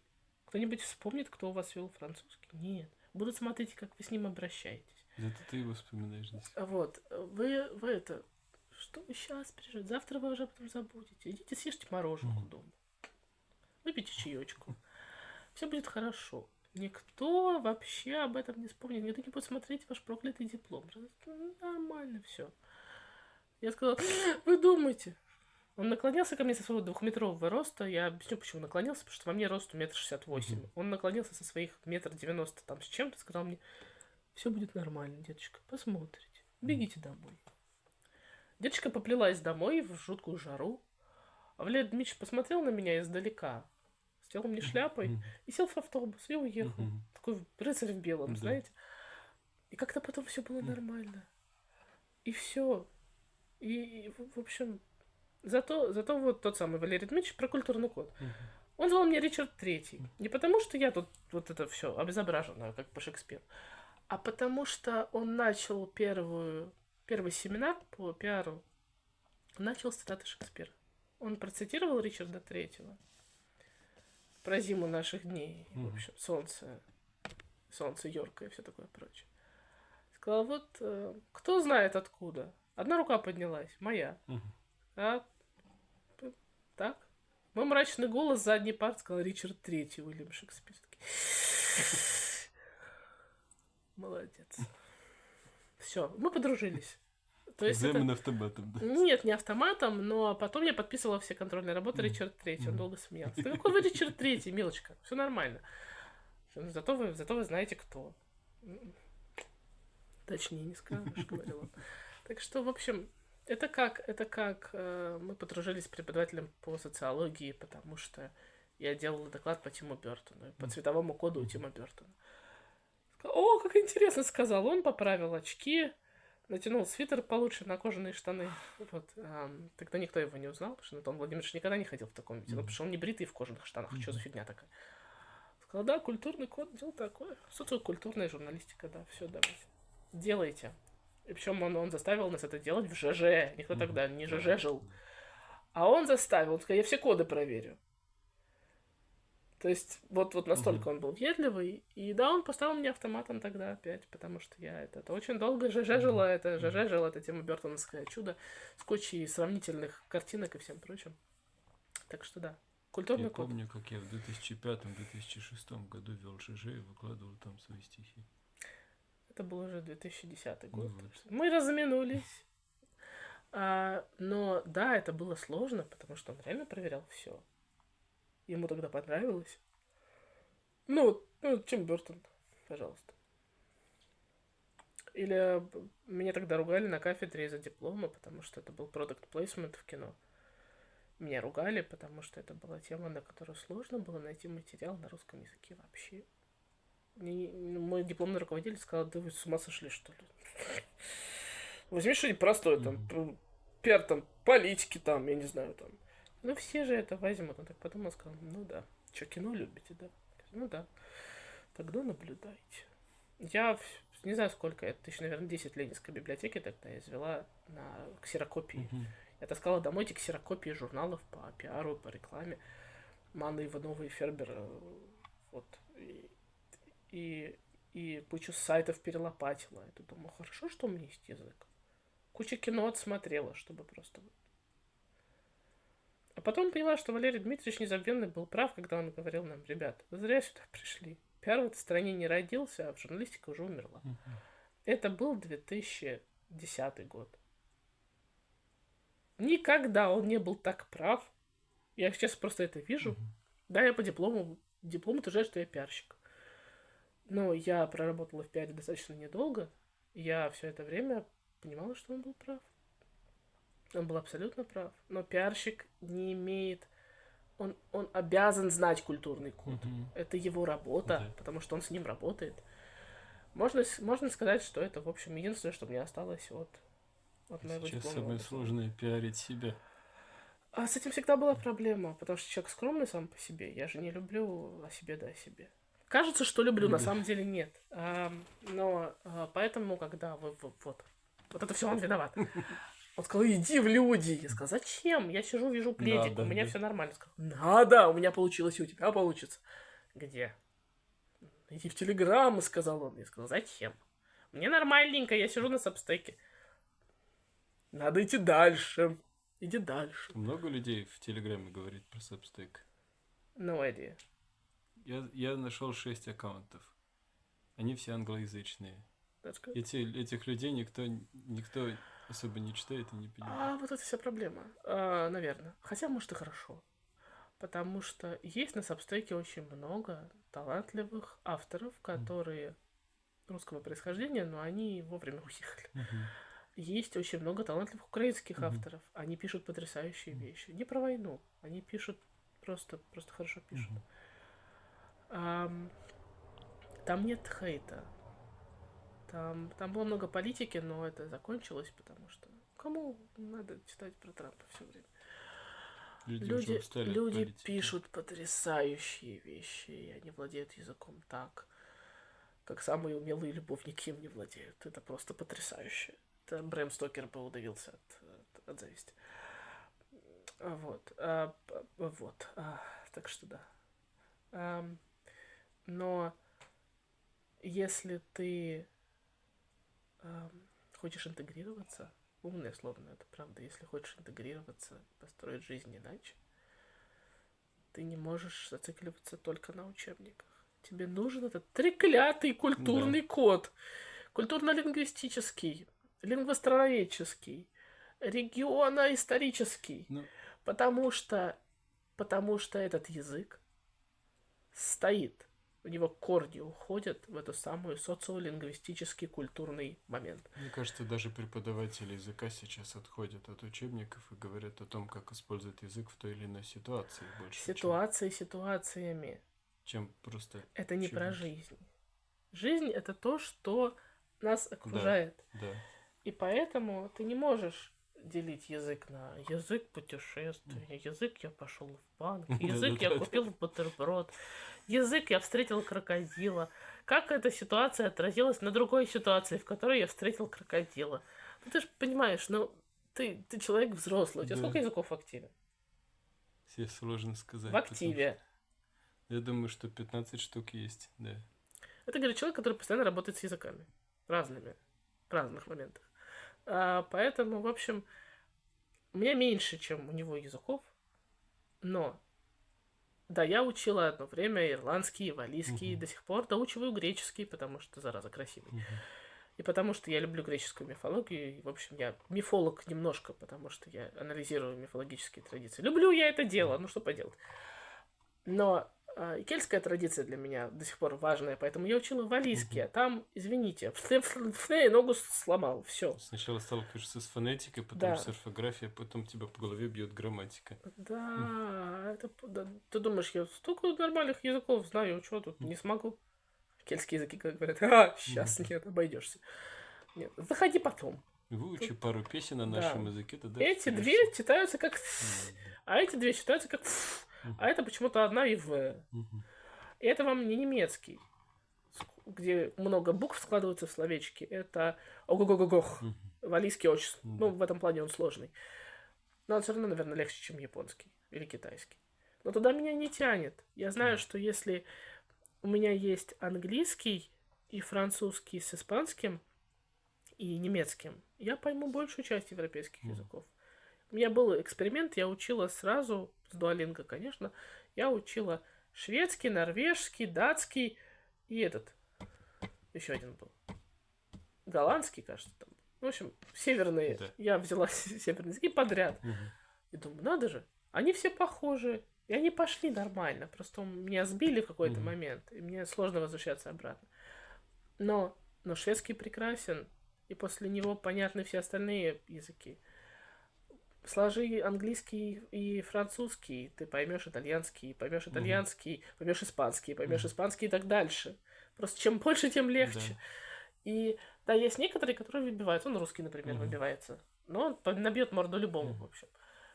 Есть вещи, которые выбиваются, но это же не значит, что это невозможно. Поэтому набирайте книжки на иностранных языках, сравнивайте, анализируйте. Ничего же не мешает. Я бы сейчас показала книжный шкаф в крупном, но не могу, дети заставили всякой фигней, и потом тут еще сушилка для белья стоит. Вот они, ламповые вещи. Но там смесь языков от шведского до английского. Тут все есть, даже эсперанто где-то стоял. И бретонский, и испанский, и белорусская Библия вон стоит. И Библия на 3 языках стоит. И на всякий случай. И английский стоит, и французский, и немецкий, и шведский, и греческий, и бретонский. И что там только нет. И все потому, что живут в одном доме два Фанаты таких языков, дурака. Лингвистических дурака, я имею в виду, потому что ты думаешь на других языках, и переводить себя на русский очень сложно. Я бы с большим ситуациям, я бы большим удовольствием провела бы сейчас все это дело по-английски. Но он же мне не даст. Он же скажет, твоя аудитория тебя не поймет. Так что ради вас, наверное. Это будет странный эфир, потому что это не лайв-бродкаст, который я обещала. Сейчас он лайв. Когда мы закончим, он будет dead бродкаст. Ну, лучше записать так, чем ждать, что кто-нибудь один придет, а потом этот эфир... В общем, сейчас 2:36, я не знаю, кто это будет смотреть. 2,5 часа, я не знаю, кто это будет смотреть. Они умрут к концу эфира. Ты сделаешь закрепленный пост, и все будут смотреть. They're gonna be dead. Еще на Рутюбе выложим. Don't you dare. А сейчас, дамы и господа, мы прервемся, потому что я буду его убивать. Развлекательный контент. Душераздирающие крики где? Он меня не боится, а зря. Руки холодные, нож острый. Ой. Как говорил нянюшка Як, побойся меня, девонька. Вот. На самом деле он хороший парень. Дурак дураком, но хороший парень. Так что идите к нему учить. Одни языки, ко мне другие. Потому что на самом деле мы не преподаватели. Мне ближе всего вариант с... Спасибо за распаковку, кстати. Тоже на это можно сходить, да. Оказался внезапно профессионал. Тут сидит и молчит о себе в тряпочку. Оказалось, что термин архитектора мне ближе. Потому что, в общем-то, я как человек, который из частичек пазлика создаю картиночку. Так что если вам нужно из ваших частичек создать пазлик, большой, красивый, то тогда ко мне. Если нужно добавить в ваш пазлик кучу деталек, это к нему. А все, конец. Да. А теперь я буду тебя убивать. Ну где? Ну где крик? Ты что ты делаешь? Неубедительно. Все. Ладно. Все, пора что-нибудь съесть, а то я чего доброго убью кого-нибудь. Все. Короче, ушли. Все вопросы, пожалуйста, мы туточки. Главное, не в режиме онлайн, а то надолго затянется. Главное, что мы на это решились. Все, ты виноват. Да. Все, я виноват. Ты виноват. Ты все время виноват. Не смотри на меня так, ты виноват. Кругом. Или квадратом. Точно, ты виноват квадратом. Все. Придумал. Все. Это может быть очень долго, 2:30... Нет, слишком долго. Все, это не подкаст. Все, пока.